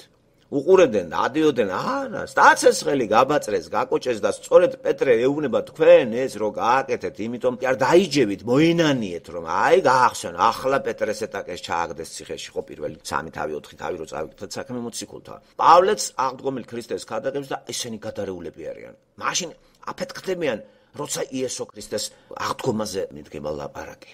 რატომ ესე? იმიტომ რომ თუ ეს მართალია, მე დაუპული ვარ მსმენელი იტყვის, ამიტომ არა. იტყუება ეს არა. ვის უნდა თავი დამნაშავედ გრძნოს? რომელი მკვლელი იღებს იმას, რომ ის მკვლელია? ხო, სანამ არ მიაყენებ კედელთან, არ მიადგებიან აქიდან, იქიდან სასამართლო, ბოლომდე ციხეში წავა იქაც ძახის, არა იცი რა, მე მკვლელი არა ვარ. უჭირს ადამიანს ცოდველი ბუნებისა გამოს აღიაროს, რომ დამნაშავია. ამიტომ თუ ადამიანი არ დავიდა იმ დონეზე, იმ ფსკერზე, რომ იგი საჭიროებს გამომსხიდველს, იგი რა ქრისტიანია ხალხო? დაბადება არ მოხდება. თუ დაბადება არ მოხდა, ქრისტიანი არ ხარ. შეხარ ძველი აღთქმის ადამიანი რელიგიური. რელიგიური ხარ, მეორეთ მოსulis დროს ტყავი გაგწურება. ასე რომ თავს ნუ ვიტყუებთ. ამიტომ ვიძახი, ორგანიზაციიდან ვერ გაქრისტიანდება მართლმადიდებლობაში. ვერ გაქრისტიანდებიან 50-იანობაში. ორგანიზაციაში ადამიანები არ ქრისტიანდებიან. ინდივიდუალური ამბავია. ეს არ ვიცი ხო როგორ ხდება. შეიძლება მართლმადიდებელი გაქრისტიანდეს და ისევე მიატოვოს ეგ ორგანიზაცია როგორც პავლემ. გაქრისტიანება ამის დადასტურება არის და არა ათეიზმის გზაზე დადგომა. ათეიზმის გზას კი არ დაადგა პავლე. ცოცხალი ღმერთის დამოწმება დაიწყო ცემატყეპის ხარჯზე. და ეს მან დაიმსახურა, იცოდა. მე ღირსი ვარო რა. მე უტვინო, ბოლოს მე გამომეცხადაო. გაველებ რასაკეთებდა ხო, როგორ სასტიკად არბებდა ქალებს, ბავშვებს, ოჯახებს, აწიოკებდა რისი გულისთვის რა დაგიშავა. რას გიშავებს? ასად არ არის აღწერილო ქრისტიანები ვინმეს ტყავს აძურებთ. ეგ მერე, როცა ეკლესია ოფიციალურად გამოცხადა, მერე სამარცხვინო ამბები კათოლიციზმის ისტორიაში, მერე დარევა ერთმანეთის ჯვაროსნული ომები სამარცხვინო. ეს ქრისტეს შეურაცხყოფაა ხახნო, ჯვაროსნული ომები ისტორიაში. ამოეფარენ ამ ქრისტეს და წავიდა ომი. კი, მაგრამ ქრისტიანი ხარ შენ? არანაირად ეს ქრისტე არ მოგვიწოდებს აგრესიისკენ, ხმლის ხელში დაკავებისკენ, ცემატყები არ გვეუბნება ამას, ესე გითხრა, როცა გვეტყვის მაშინ გავაკეთოთ. ხო, როცა ეუბნებოდა აკეთებდნენ, ხო? ისუნამის უთხრა გააკეთებ ამას. საულს უთხრა მაშინ არ გააკეთა. საული ალბათ როდის ჯერ კიდე როდის მე-11 საუკუნე ძველი წელთაღრიცხვით ყველაზე მაგარი ჰუმანისტი იყო. აგაგი დაინდო, ოჯახი ყველა დაინდო და გახსოვთ საული, ხო, მეფე პირველი მეფე. ღმერთის მითითება დაარღვია. შენ ვინა ხარ, ღმერთზე მაგარი ჰუმანისტი ხარ? გეუბნება არ დატოვა არავინ ცოცხალი. და იმ ტერიტორიაზე 7 ერი გაანადგურეს, დანარჩენი დატოვეს და დაიმაგრა აერია მონასტერი. მერე ორი გაგრძელება პოვა ამ საჯულებში ვისწავლეთ და რა თქმა უნდა ისუნავინი ხო ვისწავლეთ საჯულები და მერე მეფეთა წიგნებსაც გავეცანეთ. და არ გვაწყენ შიგადაში გახსენების თვალსაზრისით გავიხსენოთ ესა რომ უფრო კარგად ვიცოდეთ ეს. ასე რომ პავლეს მობრუნება აბსოლუტურად რეალობაა. თქვენ თუ არ გჯერათ, არასოდეს არ გახდებით ქრისტიანი. იქნებით შიშარა რელიგიის მიმდევრები, თუ რამე ავანტყოფობა, მაშინ მოუხმობთ ღმერთის სახელს. მაშინ მოუხმობთ გამიგე თან თქვენი ძალებით, თქვენი ემოციებით და არა რეალურად. უნდა გავიცნოთ ეგა. ადამიანო, ახალი აღთქმა არის აბსოლუტურად ღმერთის ჩარევა ადამიანში, თანამედროვე ტერმინით ოპერაციის გაკეთება გულზე, გონებაზე და მობრუნება, დაბადება სულიერი და აი მერე ხვდებით რაღაცებს. უკვე აღარ გჭირდება რა მითითებები. არავის აღარ ჭირდება ეს. აბსოლუტურად რიტუალები აღარ გჭირდება. რიტუალებით არ ვიქნები მე მორწმუნე. ახლა კი ეშინია მორწმუნეს თუ ხატი არა აქვს სახში, თუ ჯვარი არის, მე მესმის მათი რატო აქ ტექსში. იმიტომ რომ ეს თუ წაართვი რაღა დარჩება. მე კიდე არ მაშინებს ეს ხატს არანაირი მნიშვნელობა არ აქვს, არ ჯვარს ეს ავით ჩემთვის ეს ხელოვნების ნაწარმოებიც შეიძლება ჩავთვალე იმ შემთხვევაში თუ მაგარი გაკეთებულია მე-12 საუკუნის მე-13-ის ხო ბეშკენ და ბეკაოპიზარების ხელოვნების მუზეუმში დამითვალიერება უძვირფასესი რაღაც ხელოვნების შედევრები. რელიგიური განწყობით მე არასდროს არ ყოფილი ამასთან. ესენი კიდე ვერც უტოლდებიან იმ ნამუშევრებს. ტრაფარიტულ რაღაცებს დაგვიხატავენ, დაადებენ იმას და ის კი ისწავლის ცოტა ოქროსი და იმაში ჩარჩოში ჩადონ. და თუ ამას მაგიური დანიშნულება ენიჭება, ეს უკვე დარღვევა აღმერთეს სიტყვის ახალხნო. არაფრით არ შეიძლება ეგ. და მესმის მაგათი რატო ეშინიათ? ბიჭო, აგერ არის კარგი გულში ვიქნებიო და რადგენა კედელზე რა თქმა უნდა ღმერთი ჩამოკიდებული.